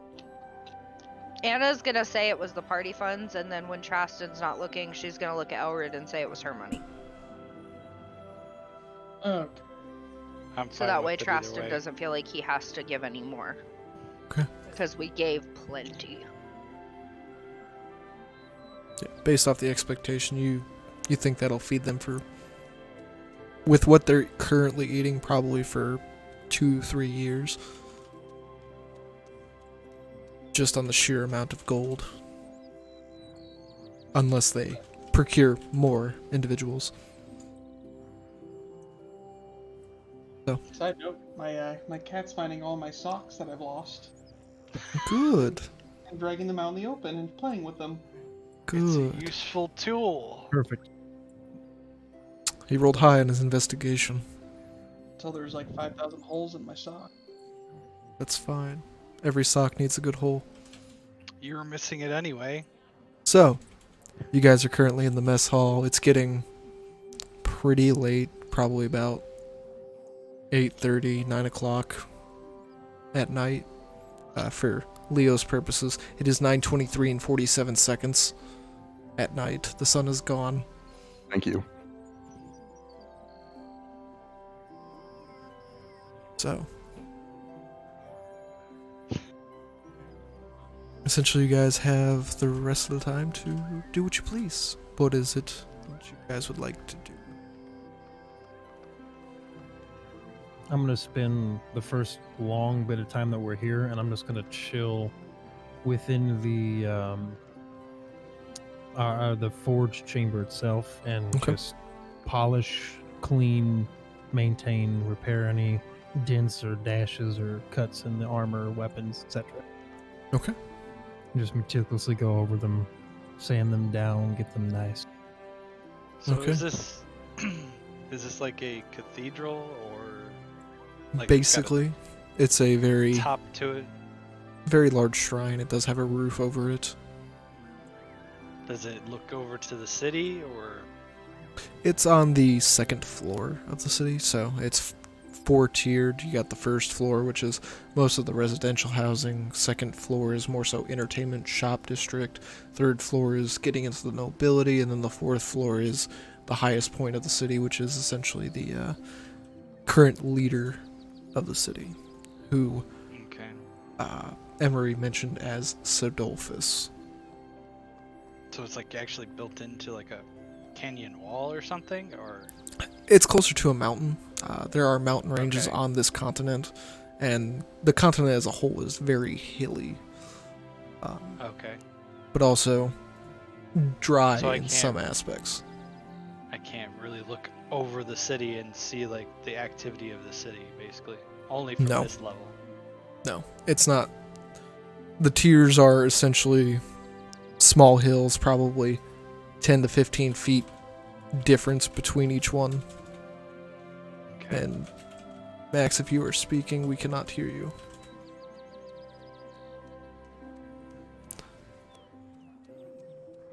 So,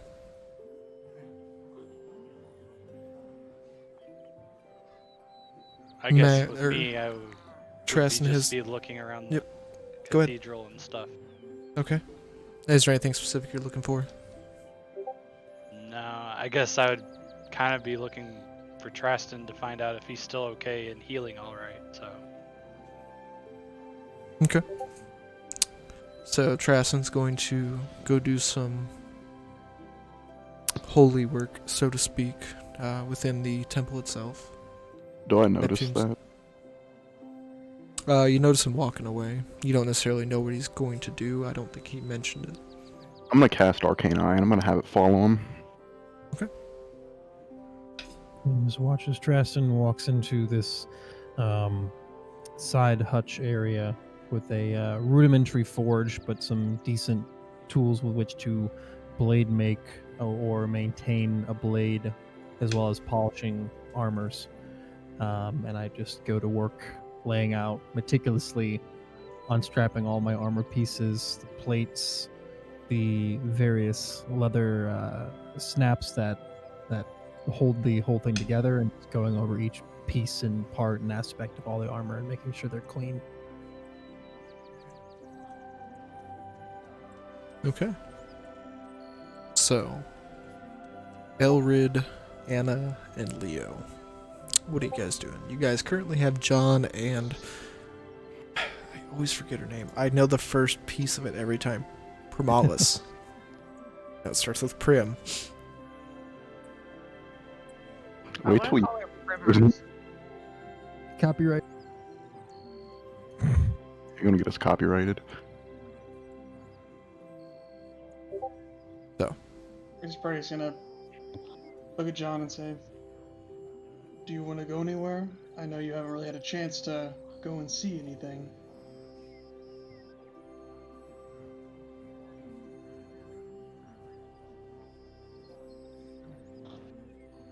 Anna's gonna follow Traston, and she's gonna ask him if he can help her sharpen her sword. Sure. Have you ever sharpened a sword before?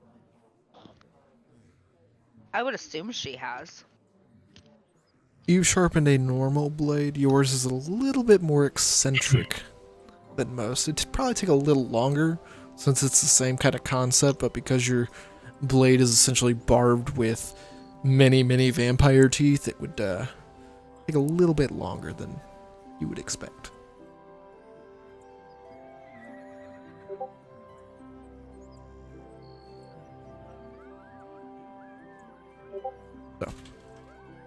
I can show you the there's some tricks and tips I've learned throughout the years. Seeing as one of the main tenets of Moradin is just to keep all your pieces and parts as maintained as possible and make them where possible. I like to keep things custom and fit them into what makes sense for me. Yeah, I've spent a lot of time on these tables. I'll show you how it's done. Thank you. I get out a bunch of different grits of whetstones and a couple little pads of oil containers and lard containers, and just start showing stropping and sharpening, edging, pointing. Okay.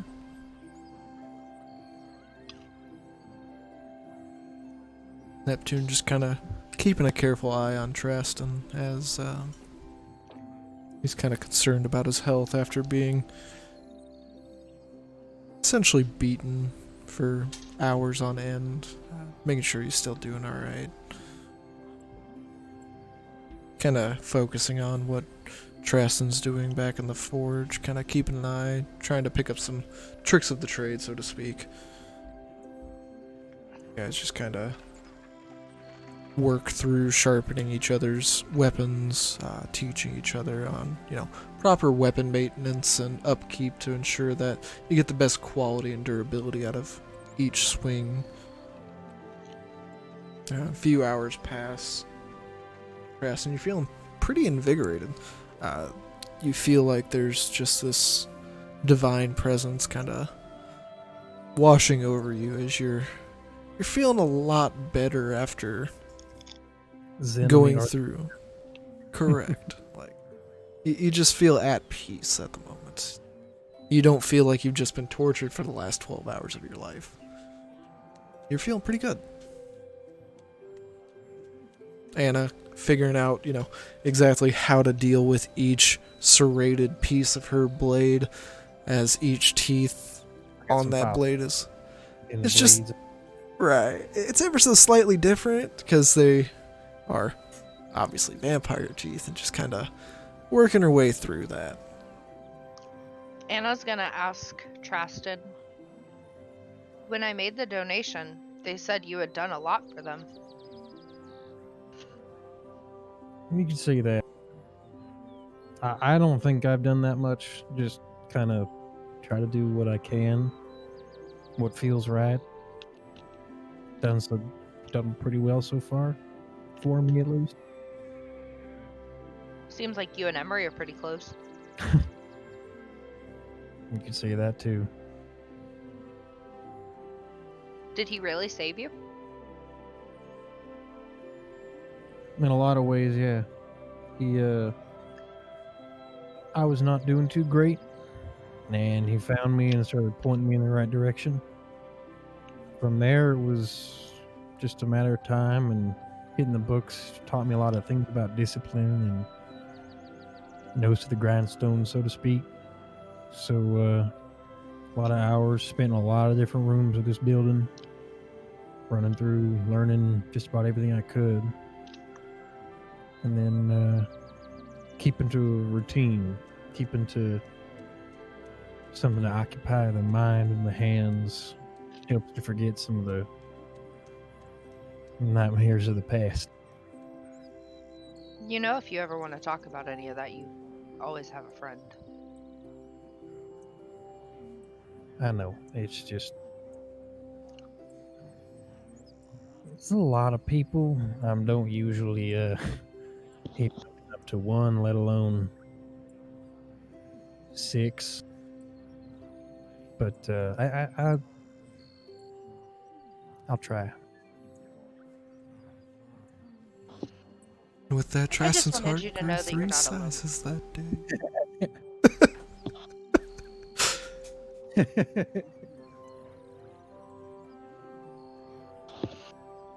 Thank you for showing me how to sharpen my blade.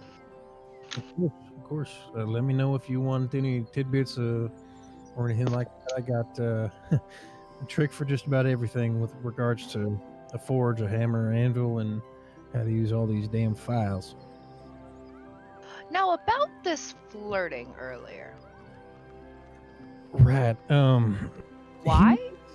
He is by nature a flirt. If I'm being completely honest, I'm not immune to it either. Anyway, right. So he's a very easygoing man. Knows what he wants, knows what he likes, and he's very forward with that.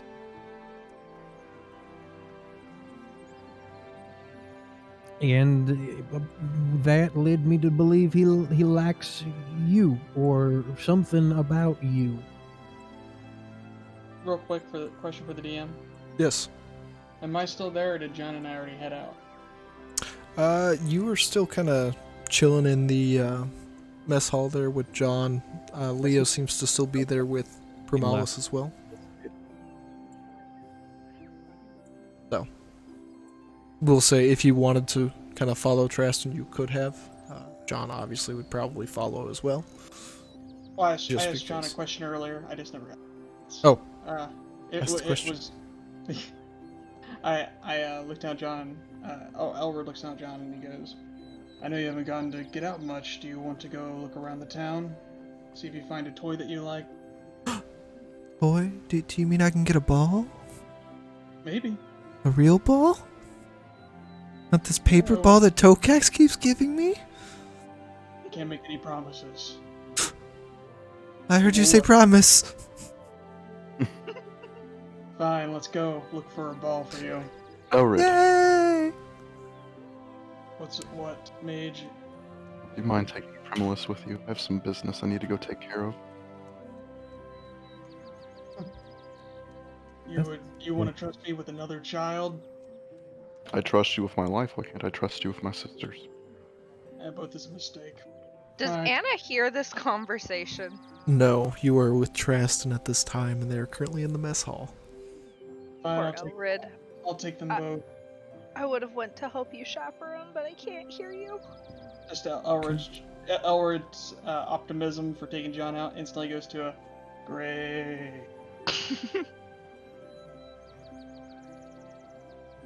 As Leo starts to say his quick goodbyes to his sister, as Elward is taking her out for a night in the town to go find some toys, mostly for John, but How old is she again? she How old was. is she? She looks to be about 6 years old now. She was 3 when she went missing 6 months ago. In terms of height, who's taller, John or her? She's a Wait. bit taller. You heard me. Wait. How tall? Wait, She's probably about a foot taller than John. I'm not there. Yes, you heard the math correctly. She went missing about 6 months ago, but she's about 3 years older.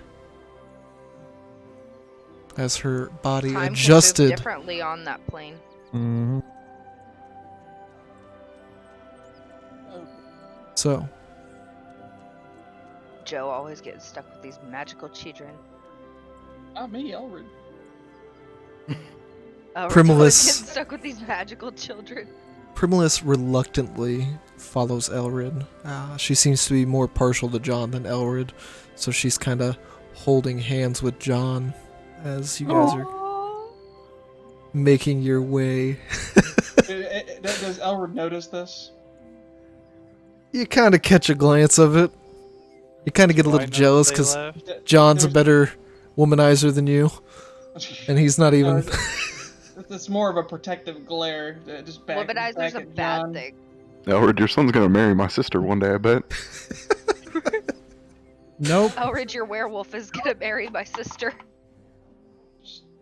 It sounds like some Twilight shit. So, Monkey. It's a 2-in-1 package. Just Vampire climbed and werewolf. back and he sprints away. Doesn't have to choose between Edward or Jacob. She's got both. Yo. so you guys make your way out into the city. So, Leo, what business do you have?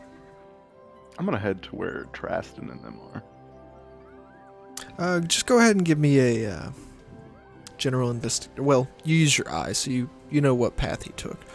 So yeah, easily enough, about 5 minutes or so, you're able to find your way through. Took a wrong turn or two, but it kind of all looks the same to you. But you managed to find him kind of hidden in his little forge room. As you I'm kind of see them finishing up their blade sharpening.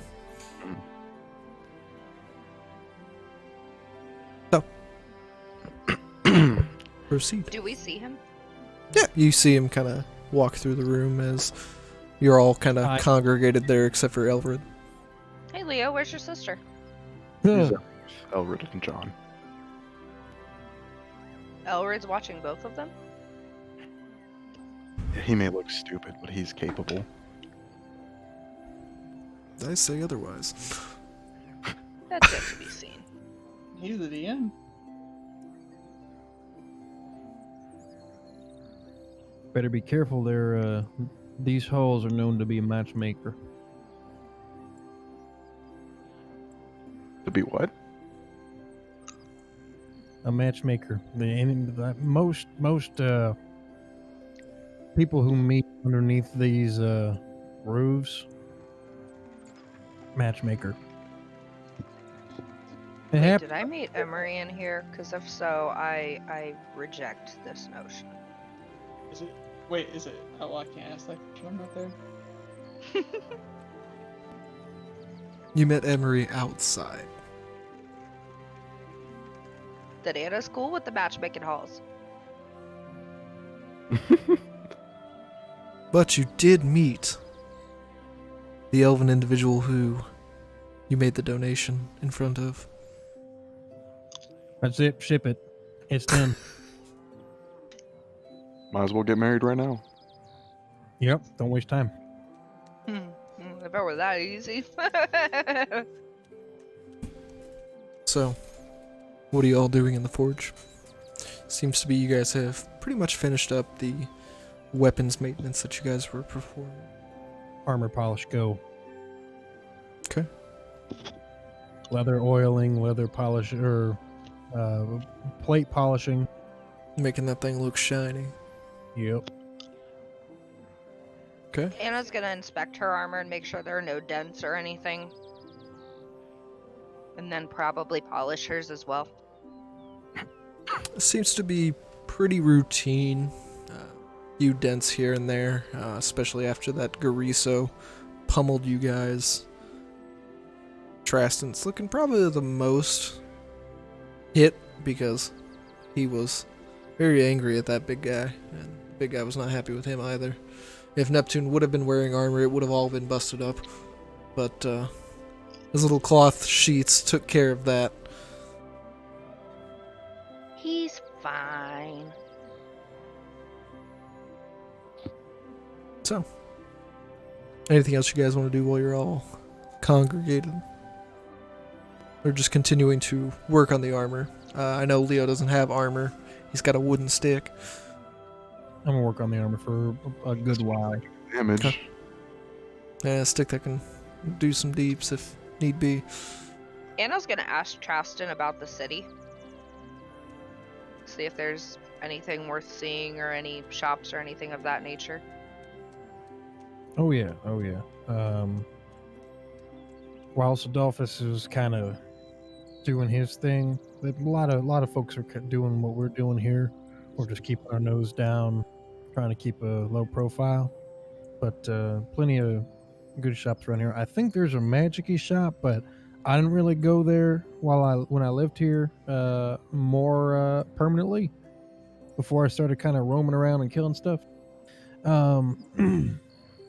But I'm sure there's some kind of something or other around here somewhere.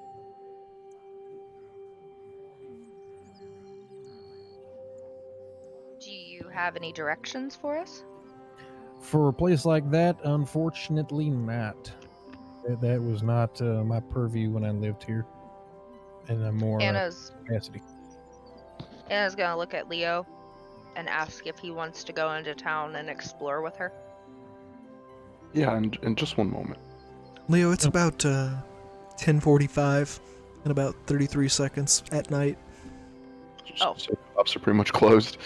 Yeah, when I'm done with my armor, I'm gonna go to sleep. But tomorrow morning, I'd be glad to kind of show you around the places I frequented. Tomorrow it is. Maybe we can get some more food for everyone. Okay. So, cuts scene to Elrit walking with these two children. At 10 o'clock at night. You get a couple of women just kind of looking at you. Oh, look at that single father. That just. I don't yeah, know how just- those are his kids, but Kids are the good on him. Just if I hear any of this, just a very angry glare is sent over that way. They're flirting with you.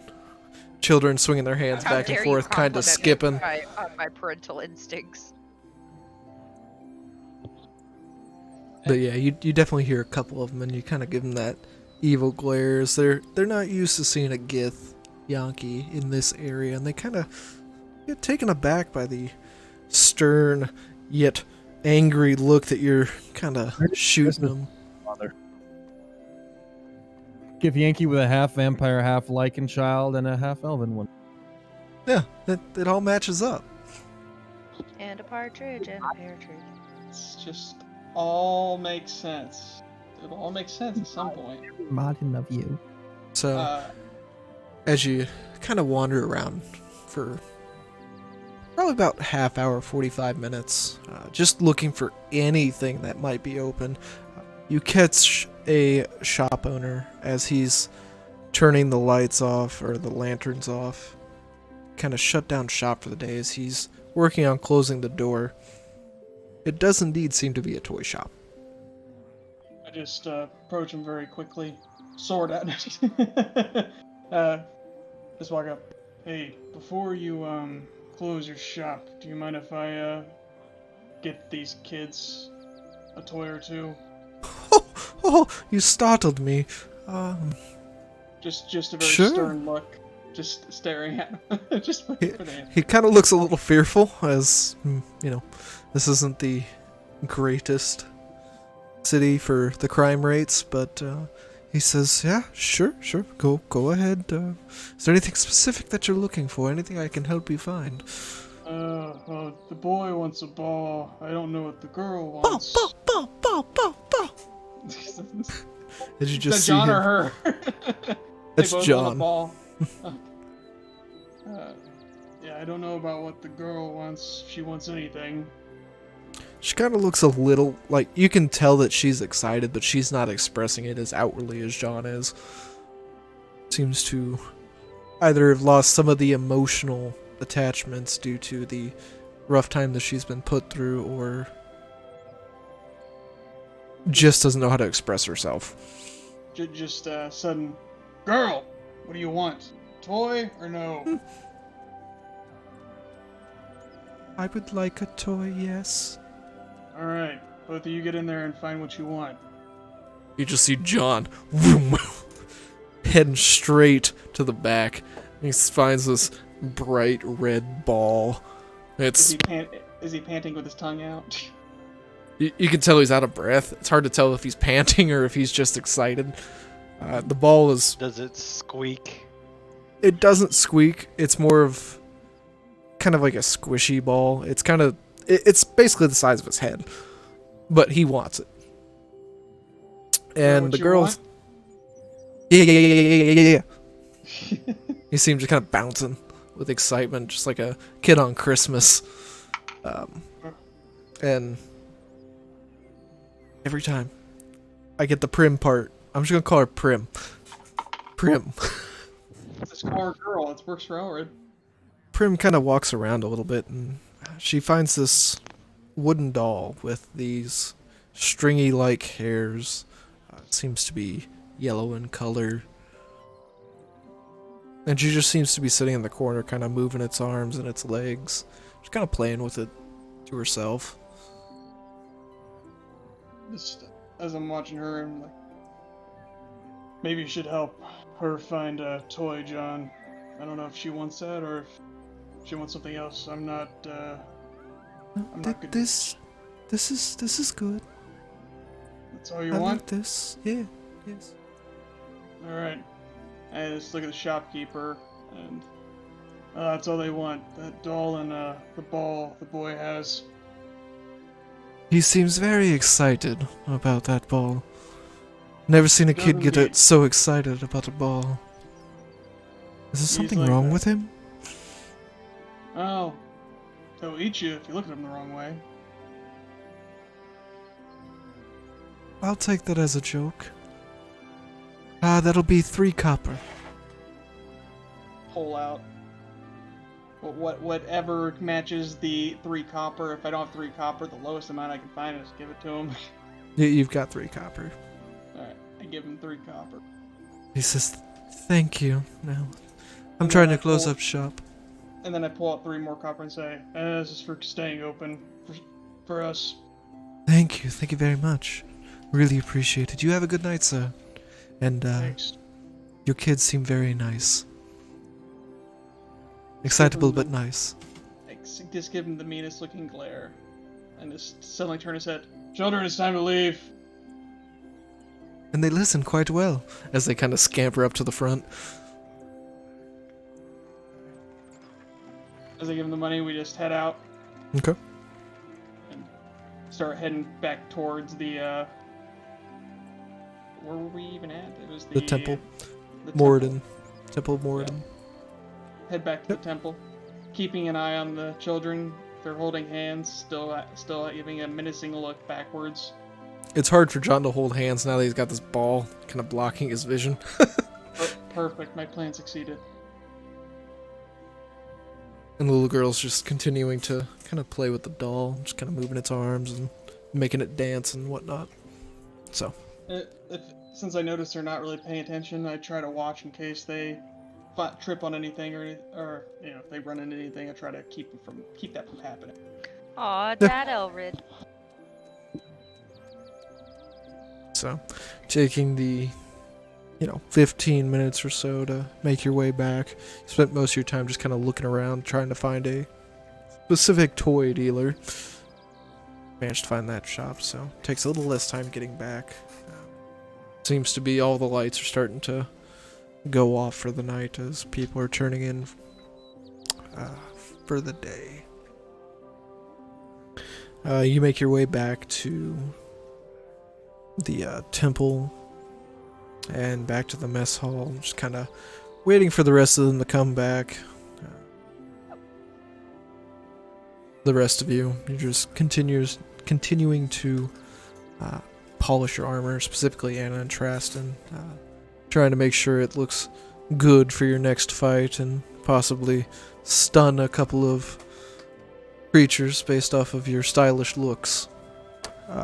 Neptune and Leo, considering you have nothing to polish, is there something you guys would like to do in the interim?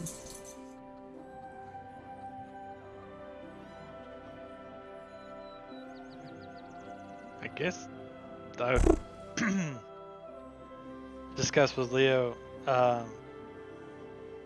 what our next plans are. If we're gonna stop by his home city, or if we're gonna go straight to Granite, or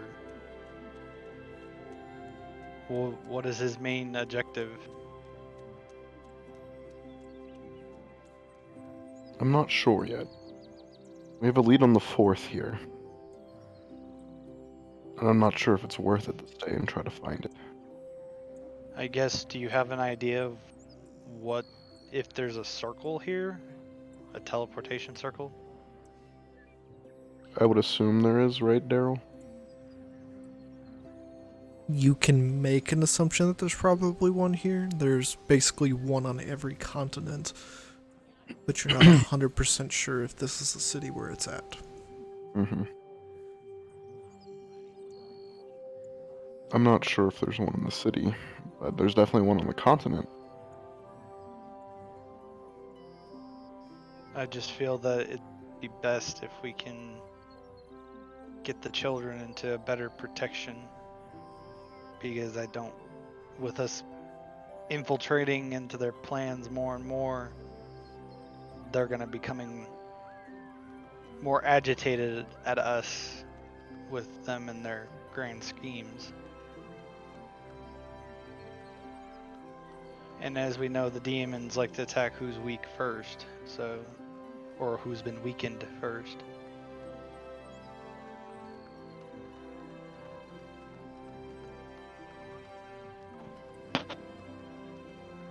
Can Anna hear this conversation? Go ahead and give me a perception check.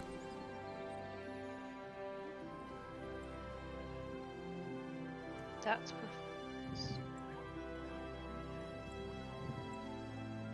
That's a 25.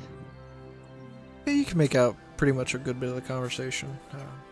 Mostly it's just Neptune and Leo talking back and forth, trying to determine what they think next steps should be, whether try to get the children to a safe place, whether that be Arcania or Granasite, knowing that Tokax back to Granasite. Anna's gonna ask what suggestion, what's his name? Neptune has. I feel that Arcania might be more protected, but then we also know that the Beholder is also in the mountains next to Arcania. I feel like the best place that Leo could possibly leave her would be with Tokax. If he's choosing to have someone watch her while we do this. So I guess with me thinking as hard as I can, probably smoke coming from my ears, steam, because I'm, water.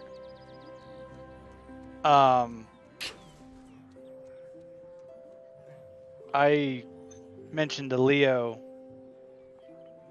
what if you send a message to Tokax again and see if the situation has gotten more clear in the morning? Because it feels that if we've pushed the demon cult out of Granasite, it may actually be safer to bring them to Granasite. I won't be able to message Fax until tomorrow. Yeah, I was meaning tomorrow. Because he even said that they wouldn't be back into the city until later. Sometime tomorrow, didn't he? Mm-hmm. So...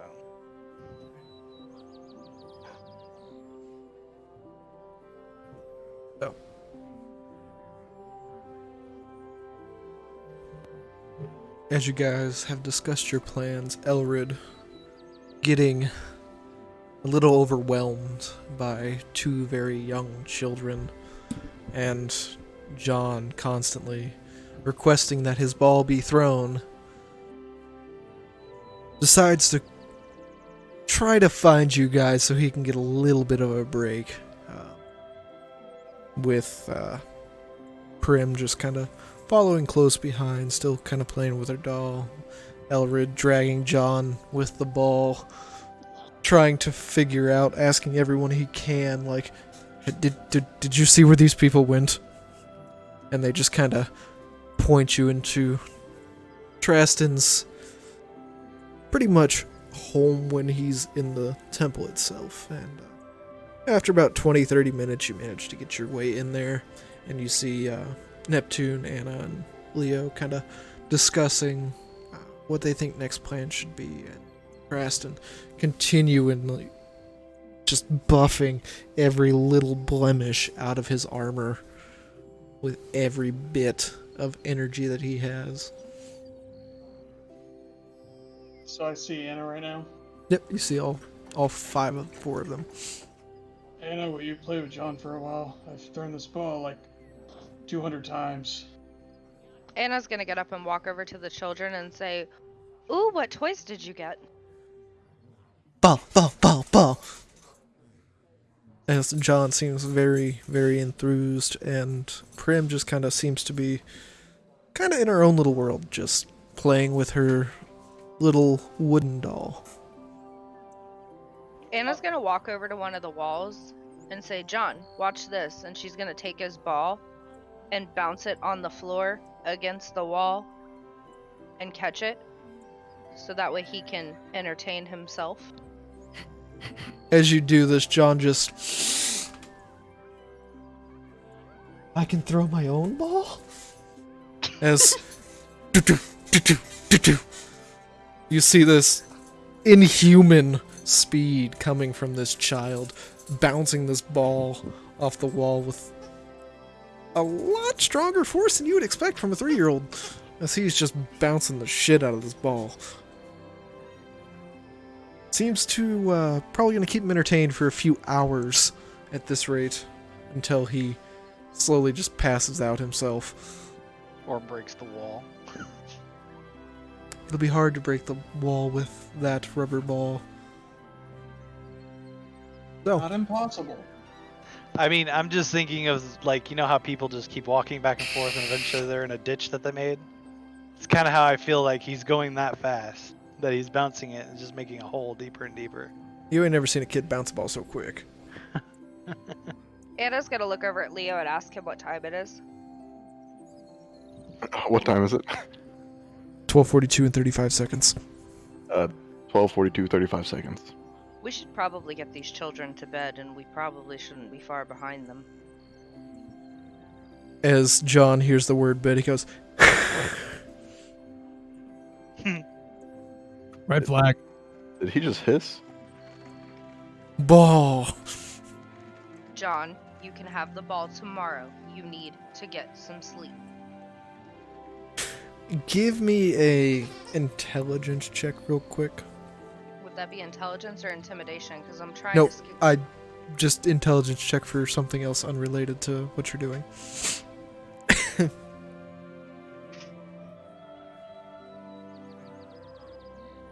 It's a 15.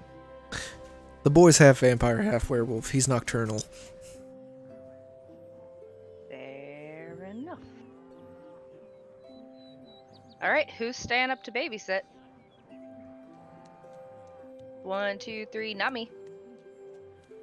Elward's just sitting there rubbing his eyes.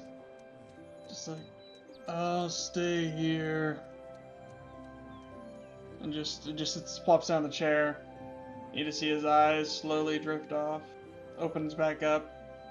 Drifts back off. Opens back up. Every time the ball hits the wall, his eyes flicker back open.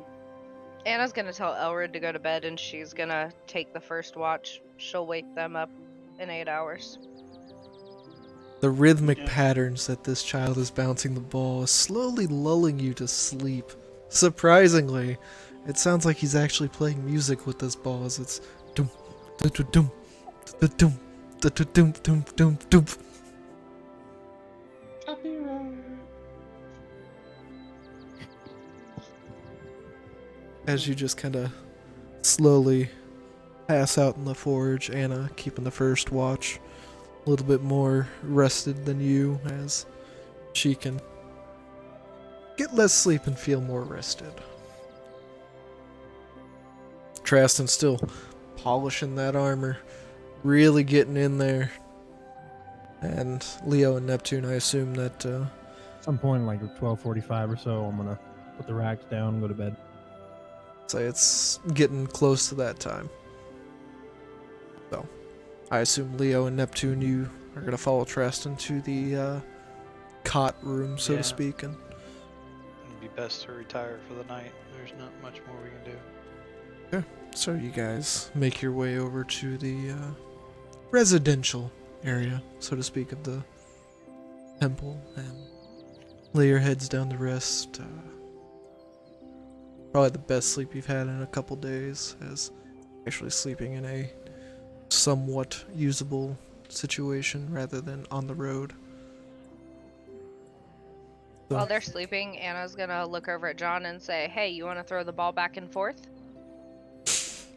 friend, play ball? And he chucks it. Go ahead and give me a dexterity check.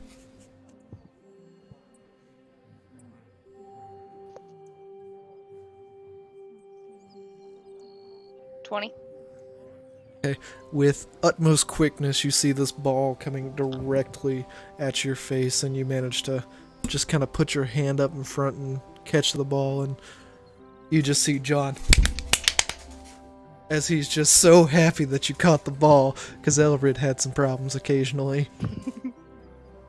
Anna's gonna say to John, "Try to throw it a little easier. You could hurt someone." And then she's gonna toss it back kind of gingerly and say, "Try it like that."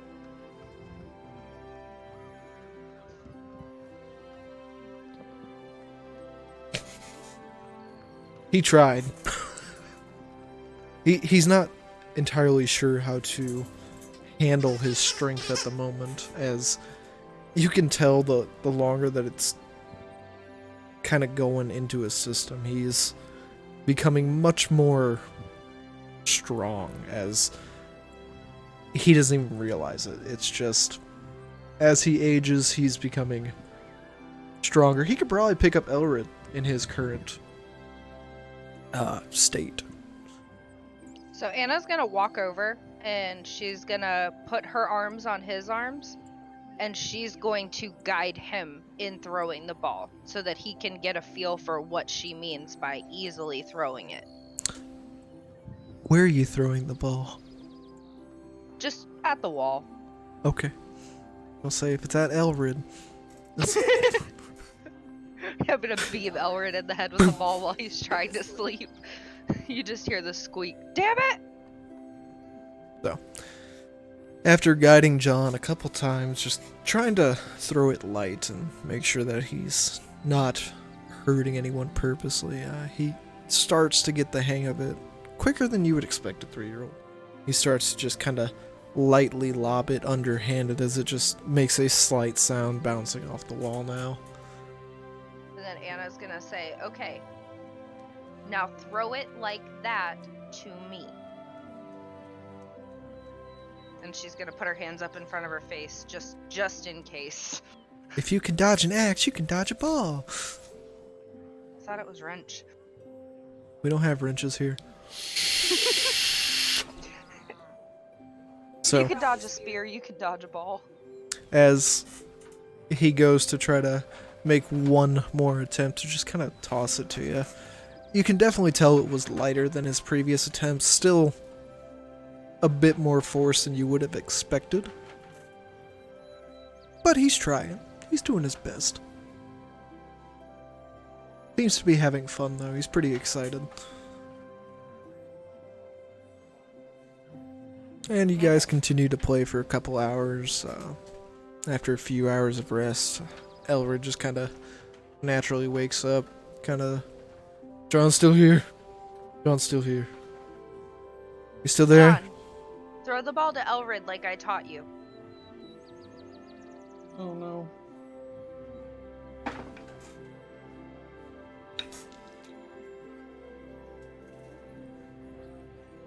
There, did you hear that?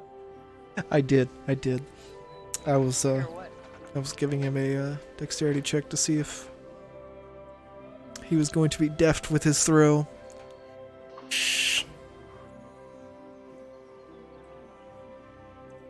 As you're starting to come out of your daze and your eyes start to open, you could have swore you saw a red blur.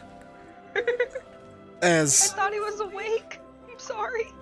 this ball just kind of smacks you right in the face. It doesn't hurt as much as it did before, Just but you can definitely feel the sting, kind of like a dodgeball hitting your skin. I just imagine Elrid just go, You are indeed awake now. what the hell hit me? And you just hear, He caught it with his face. I did it! John, you hit him in the face with the ball. Say you're sorry. But I didn't do nothing. You hit him in the face with the ball. He didn't get a chance to catch it with his hand, so it hurt. But wasn't he supposed to catch it? John, why were you throwing a ball at me? Anna told me to. To be fair, I thought you were awake and you were going to catch it. I didn't realize that your face was going to catch it. His barely awake face just looks at Anna. Just some sort of sick joke.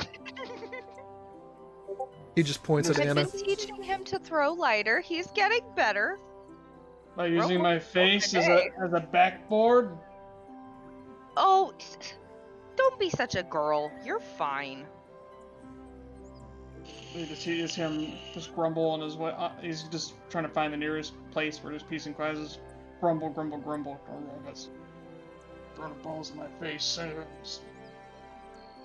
Where you going, Daddy? As he just Going kind of to- follows you, ball in tow. He doesn't want to play with Aunt Anna anymore. Now he wants to play with his dad. Just his eyes bloodshot, only more contrasted by his color of his skin being green, and there's red veins. And his eyes just like, Fine. So, at this point, it's probably about 5 in the morning. We'll say you got a long rest in your time. So, Anna, if you would like to take this time to rest while Elrid is taking care of the child, feel free. Anna's gonna ask Elrid if he's coherent enough to watch the child. I am now. Alright, I'm gonna get some rest while you keep John entertained. I've been trying to guide his arms when he throws the ball against the wall. That way he does it a little bit lighter. Seems to be working. Great. And then just start playing with them. And are you? Is Anna sleeping out here? Or is she finding a room to go to sleep? Up to her.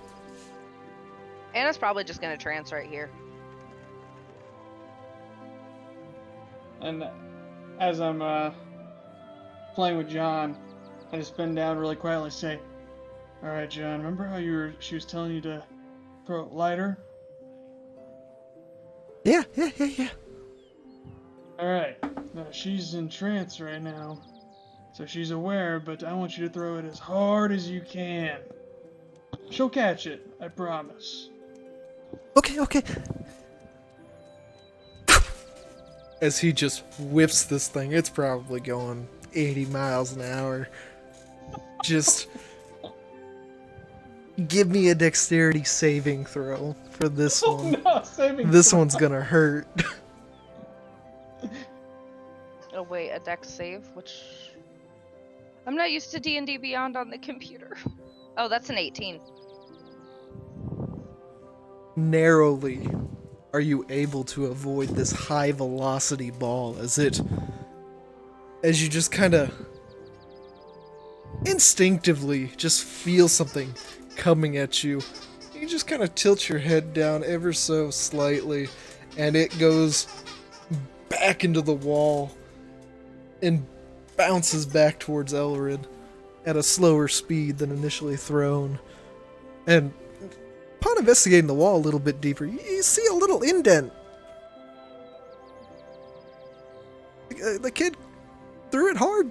Threw it very hard. Anna's gonna get up, and as she walks past Elrid to go to where the cots are, she's gonna ball up her fist and hit him so hard in the area which must not be named. The grundle.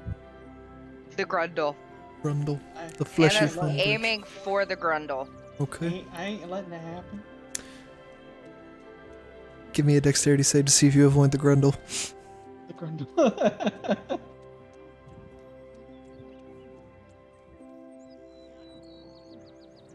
That is a 22.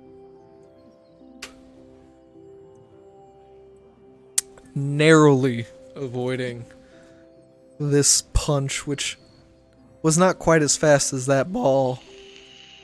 As she just kind of tries to give you the good old uppercut right into the taint. Y'all won too. I wasn't expecting you to say taint. You avoid the punch, but you feel that fear of like, that would have hurt real bad had she connected. That was a Mike Tyson-like swing. Be lucky to reproduce. Oh, Anna, that was uncalled for. Next time I won't miss. And she walks away. Let's look down at John. Good boy. Good boy. You start to see him kind of like open his mouth. Next time, bite. Next time, bite him. Ever seen a werewolf bite something? Once. Only takes once. So, we'll say that was probably about a couple hours later. It's roughly 7 in the morning or so. Leo, you're woken up by a slight tug on your arm. And when you kind of look up, you see Prim just kind of holding your doll in one hand and kind of tugging on your cloak with the other. Yes, Prince. You're gonna stay, right? Yeah. Yeah, we will stay. I might have to leave, but it's only because I'm looking for your brother. You know what happened that day, right? A little bit, but not a lot. I was there when they kidnapped me and... Gotta find his brother's name. Gotta find his brother's name. I've got I it was here. there when they kidnapped me. Well, where else would you be? I was there when they killed Mom and Dad and our other brother. Oh, the story And got dark. they kidnapped me and Elril. Oh no!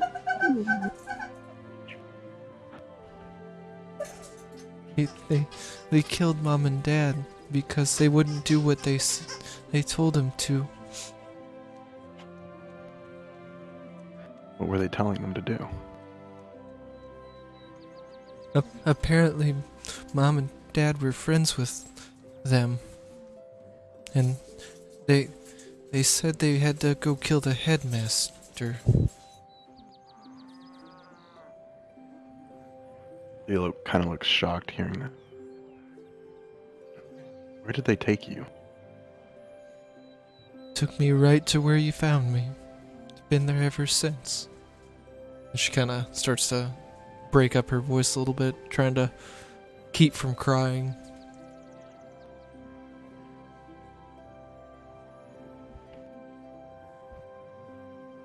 And what happened to your brother? Where did he go? Do you know? I don't know. They split us apart. Well, don't worry, I'll find him. You better.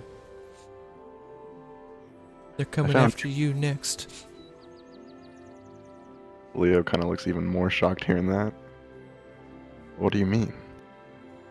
They said if Mom and Dad wouldn't do what they said, they'd kill the rest of us. And they kept, I know, me alive. I don't know about Elril, but they said I had a lot of magic power.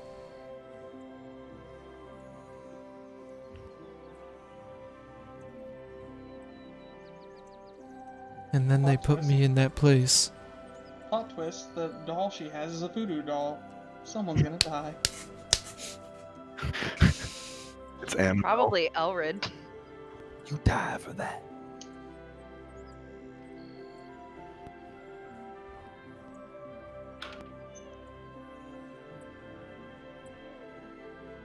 Roll another character, Elrid.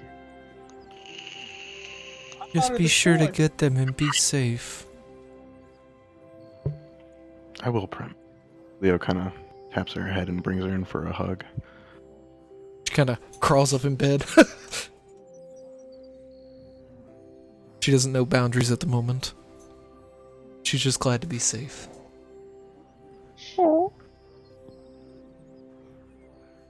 And she kind of dozes back off. Couple hours pass. Y'all start to wake up naturally. Elrid looking a little bit close to the end of his rope with this fucking ball. Almost regrets buying it, but seeing John happy is his top concern. Throw it again. I throw Like it again. Daryl literally every single time that we go to the pet store. Y'all wake up and kind of congregate in the foyer of the temple here. So, what would you guys like to do? Is Anna awake? Yes, you're all kind of woke up and just kind of Okay. went to the entrance of the temple there and just kind of waiting for everyone to kind of decide what the plan is. Anna's gonna walk over to John and ask him if he's learned to throw the ball any easier.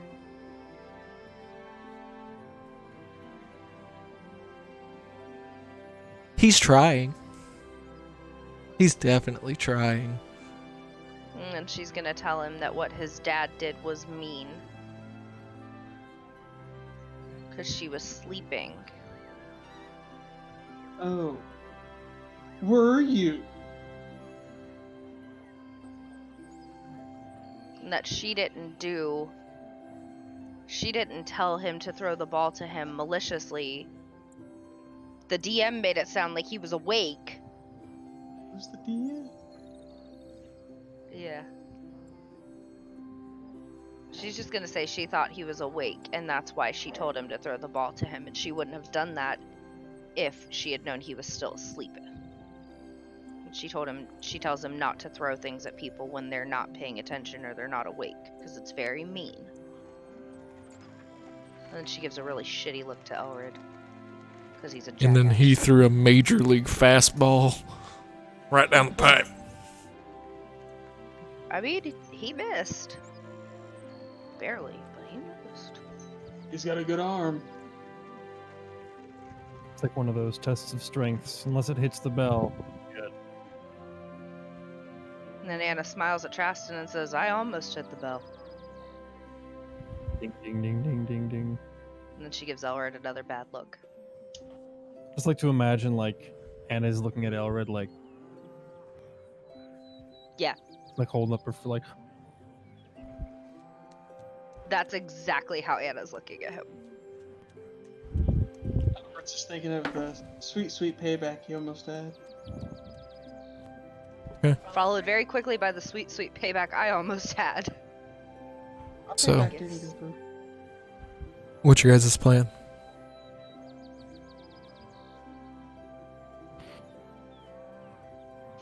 Well, we should probably figure out where we're going from here.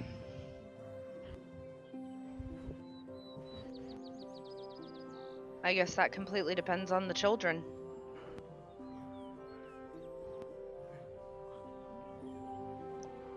Leo, I know you don't want to be separated from your sister again. So where do you think the best place for her to be is? That just depends, I guess. I believe the cult might be going after me next. At least Prem thinks so.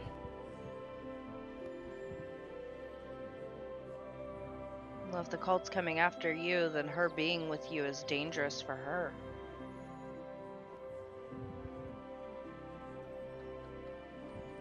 So, did you message Tokax again and see if they've settled into Granite yet? I'll do that now. I'll just send that to him now. See if they've Yep. settled in. What it? A few minutes pass. He responds, We're still a few hours out.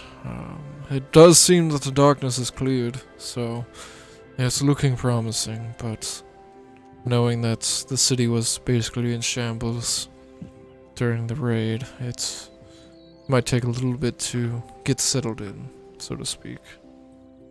Depending on what's all damaged. In 25 words or less. We just send books. There's still a few hours out. Might take a while for the city to be back up to normal.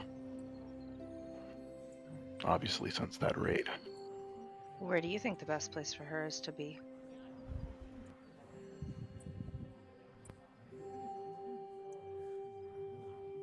I don't think Arcania. We could probably leave them both back at Granite again, considering that we've cleared out the cultist activity there. Right, but Tokax is going to be incredibly busy trying to fix the city. He may not have time to watch both of them. He lost me once! He didn't lose you, you ran away from him. You should have kept a closer eye. Traston, Yeah. is there a teleportation circle here? I would imagine there would be, but I don't think I'd ever come across one, yeah. Would Emery know?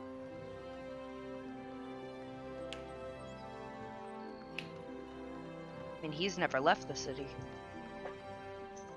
Emery would know.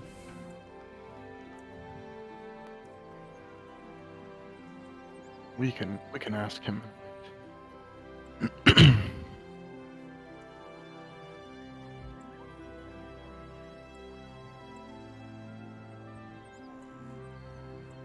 Where is he, Tristan? Lives here. Around this time of day, he's typically in the mess halls, trying to ensure every children is fed appropriately and that all are full and don't have any complaints.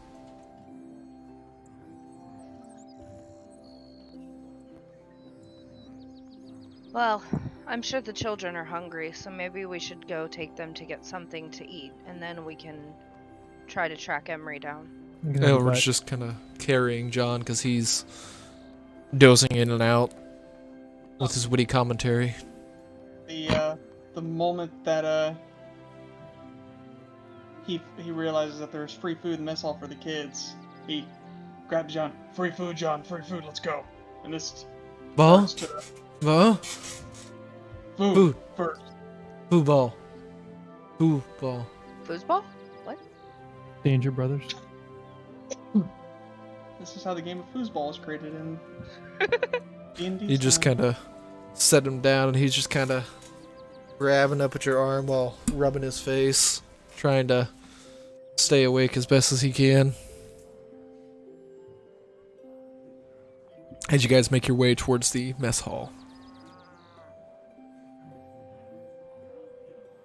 As you guys start to walk in there, you definitely see Emery in the back corner near where the food is being prepared and being kind of shoveled out on wooden plates as he's just kind of divvying it out to each child in the room. So, what'd you guys like to do? As soon as Anna sees Emery, she's going to approach him. Okay. Ah, Miss Anna, how are you today? I'm well, how are you? Couldn't be better. Is there something I can help you with? Yes, our mage friend was wondering if there was a teleportation circle anywhere in the city. Yes, there is. Unfortunately, Adolphus has restricted access to this teleportation circle. It is on the 4th tier of the city, but no one's allowed in there without his approval. And how does one go about getting his approval? So far, the only ones I've seen that have ever received his approval are those cloaked individuals.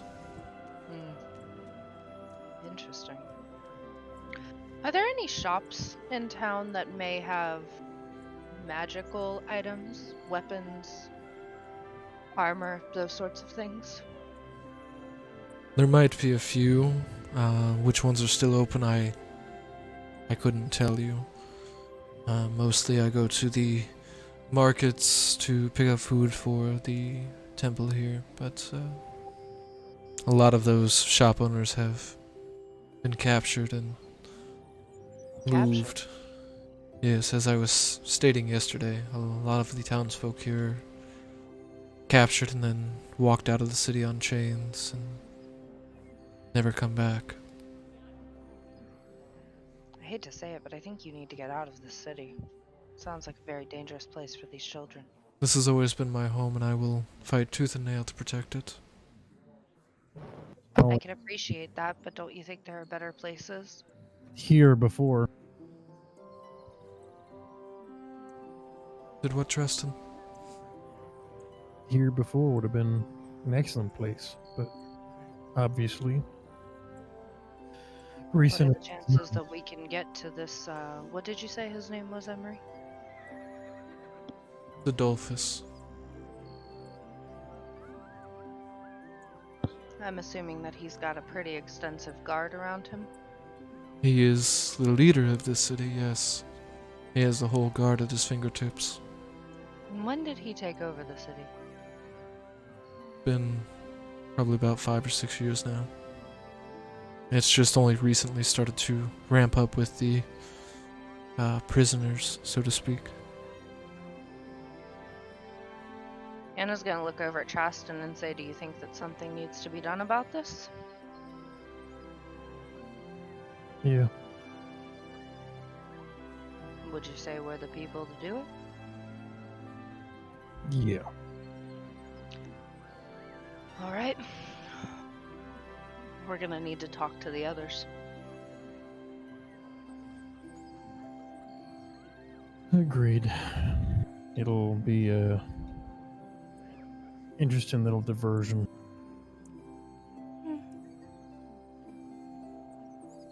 We can't leave the city like this. It's not safe for the children. Or anybody else for that matter. And since Emery won't leave, even if we can prove to him that there's somewhere safer for him, guess our only choice is to try and take the city back.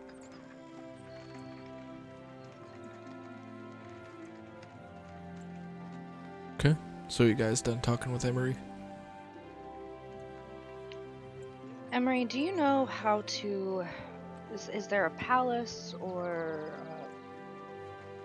something where he stays? 4th level. The only place on that level. It's essentially the mansion of Landrasil here. Do you know a way to get up there? Get through the guards. It's the only way that I'm aware of. Do you know anybody who would fight against the guards?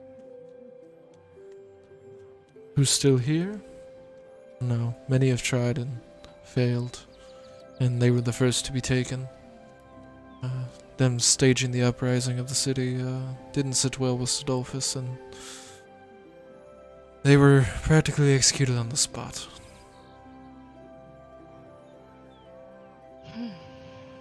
Alright, let's go talk to the others. We're gonna need all of them on board. Stay safe. Praise be to Morden. Praise As be. he just kind of gestures and starts feeding the children once again.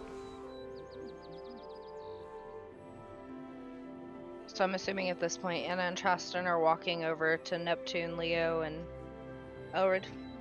Yes.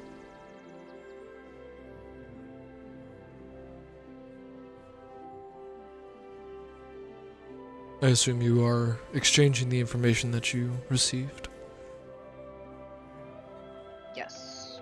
But Anna's gonna try and do it quietly because she doesn't know if there's anyone around that may be interested in that information.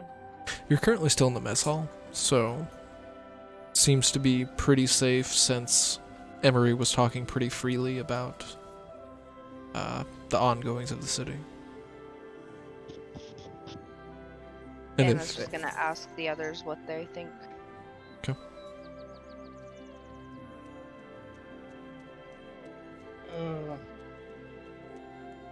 Whatever you guys want to do. At this point, I just kind of want to get out of this city, get John to somewhere safe. This can be somewhere safe. Leo did say to everyone that he thinks that the cult may be after him afterward. He did say that Prim mentioned that the cult was said to be coming after Leo.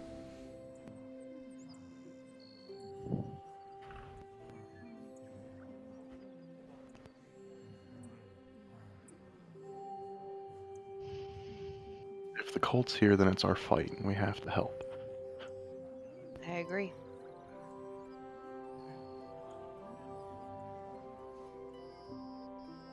Fine, as long as we can guarantee the safety of the children. That's my main concern at this particular point. We'll have to figure out a way to get in and up to that floor without causing a huge... The only thing is with just a little bit of information that we have right now, this leader that they're talking about, Zaldolphus? Sidolphus. Sidolphus? Yes. Sounds like he'll use anything, and if he finds out about us, he'll use anything to get to us. I don't think the children are safe while they're in this city. We could always have Emery take them someplace else. That is a guarantee we cannot make, but Emery already said he won't leave the city. There's a fight to be had, I'm sure, right? But if it means taking the children somewhere safe, I'm sure he can be reasoned with. We have to at least try. He wants the city taken back as much as anybody does. The only way that we can even hope to do that is if we know that the children are safe and out of the city. Traston said that. I'm sorry. Em- That he may not. Emery said that he's not planning on leaving. Emery will fight tooth and nail to keep the city from being completely thrown out of whack. Well, then I guess we need to go talk to Emery if everyone is on board. Yeah, I guess this is the only way we have right now. Well, he already has this foothold here. It'd be different if he had a couple children, not the size that he has to try to escort them out of the city and in somewhere safe. He's just going to throw up every red flag as if we were just walking through with 30 or 40 kids. Let's go talk to Emery and see if they have someplace safe that they can hide in the city, so that way they don't have to leave, Here. and that way they're not in harm's way.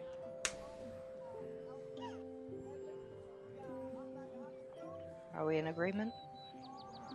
Here's a good enough place as any to hide. It's basically a safe house. I don't know. We're As long as the still public, technically in the city, though. it's not a safe house, it's a safe house. Leo, that spell you have, the house, the mansion, Yes. can that be breached? I would assume so. It can probably be dispelled, I recall. Probably. Just a spell, but they have to know that it's there. And it's so- not invisible, so. Right.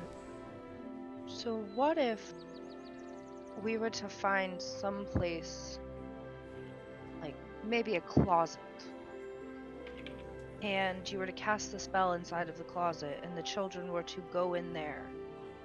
Then if, for whatever reason, they come here looking, I will say his particular spell that you're speaking of does occupy space that is not the same as the other campaign. okay, never mind then. So- I was trying to be clever. A tower popping up out of a closet. Hmm. I was thinking it was like the other campaign, the spell that Julius has. This one's different. So, Traston, do you think they'll be safe here? Yeah. Well, Leo, Elred, what do you guys think?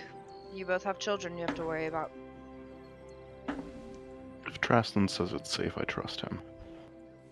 Yeah, there's not much else we can do about it right now. Gotta see if we can get right here. Alright. Do we wait until night? We can. I Hmm, don't see look. very well in the dark. Plan again. Plan of attack. Well, that'll give us time to plan as well as darkness. Probably be a lot less noticeable flying up on a magic carpet at night than we will in broad daylight. This city never sleeps, though. It'll be hard. Hmm. Those ports are open all day and all night. Is there a part of the upper ring? Is there a wall around it? yeah. Pretty heavily There- guarded as well. Is there a part of a wall that isn't as guarded as the rest? Asgard. Asgard? Not particularly, because the walls stand about 200-300 feet high on top of the 15-foot incline that you see going up each level. Neptune, you gathered intelligence at one point in time. Do you think that you could scout? Maybe use your wall walkie thing and try to get an idea of what we're up against? That was Leo. Neptune doesn't have the wall walkie thing yet. Oh, he doesn't? Nope. Dang. Alright, we need to kill some stuff so we can level.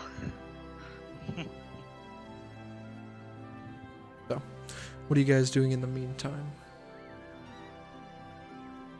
Well, There's not really anything in the city that we can buy, except for maybe some health potions, which I desperately need because I don't have any now. I have 0.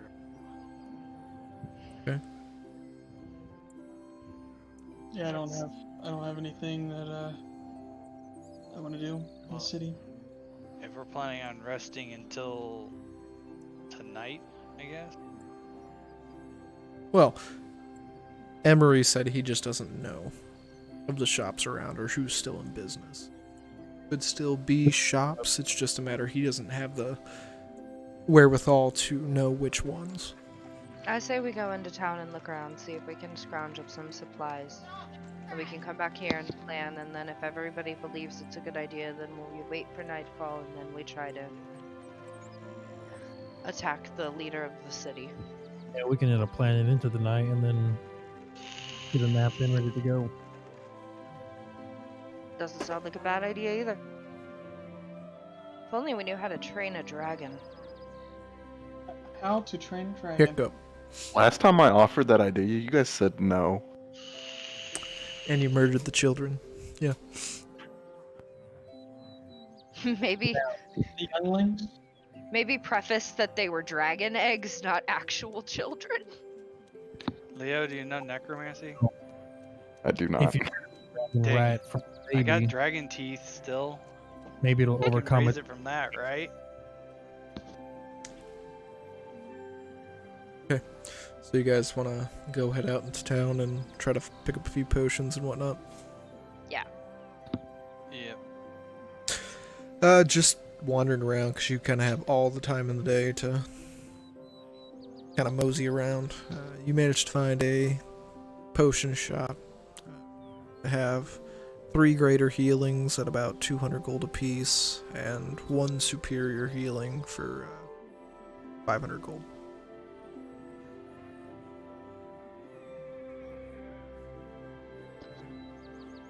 How many in total? So it'd be 4 total, 3 graders, 1 superior. Total price would be 1250 gold pieces. Anna's gonna take it. Divvy them out how you guys see fit. So Anna's gonna take. Oh, I used the supreme healing potion earlier on Traston, not the superior. I still have that one. So Anna's gonna take 2 of the graders.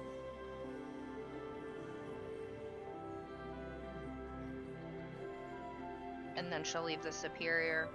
You should, because I only healed myself for the superior amount.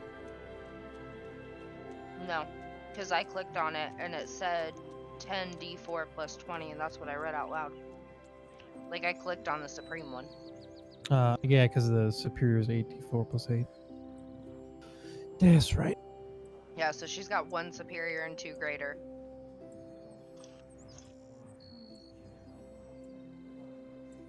Who wants what?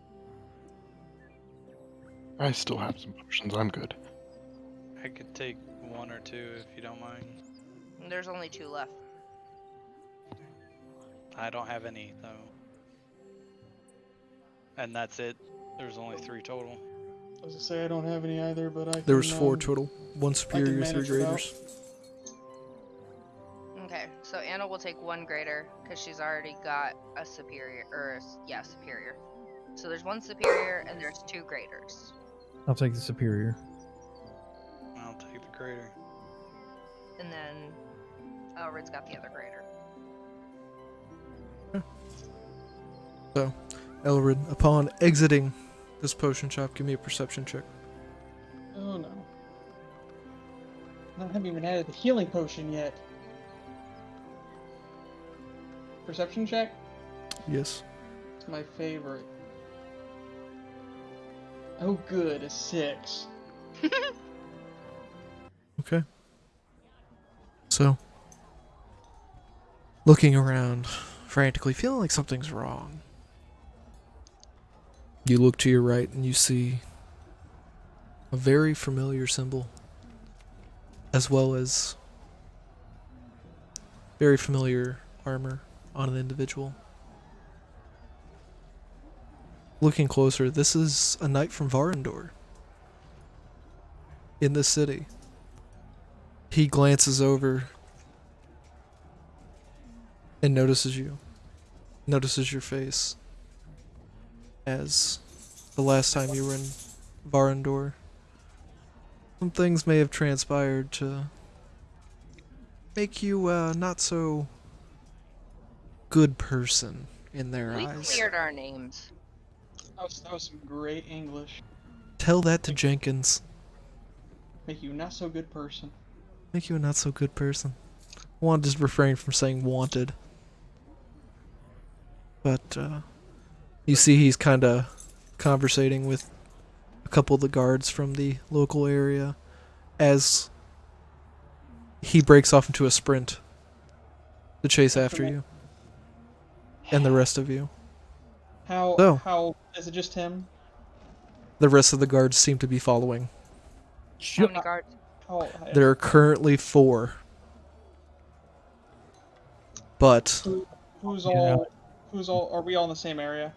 yes, you're all exiting out of the potion shop as you all see these guards barreling at you as fast as they can to try to catch you. What do you guys do? I yell, follow, and then I just dart down one of the alleyways and just start running. Okay. Anna's So- following Traston. Okay. So as you guys are all rounding the corner, give me perception checks. Oh, great. As you That's a start to hear the 19. guards. Okay. 19, 23. 19, 23, 21. 21. Neptune. Perception. Just a second. You guys kind of hear from behind you. Quick, get them. They're the ones that 8. hurt Jenkins. 8. Okay. So, as you guys are running full sprint, trying to take every turn you can down these back alleyways, most of you notice Neptune kind of in the middle of the pack, trying to keep pace since he was the last one to exit the shop, trying to shove that last potion in his bag. You all notice a manhole cover that's kind of slid off of the ground there. You guys have Ian. taken a left, a right, and another left. It doesn't seem like the guards have quite figured out the path that you've taken. But you do see that manhole cover, and you start to see Traston quickly just climbing down as fast as he can into the underworkings of the city. Anna's right behind Traston. Okay. Down we go.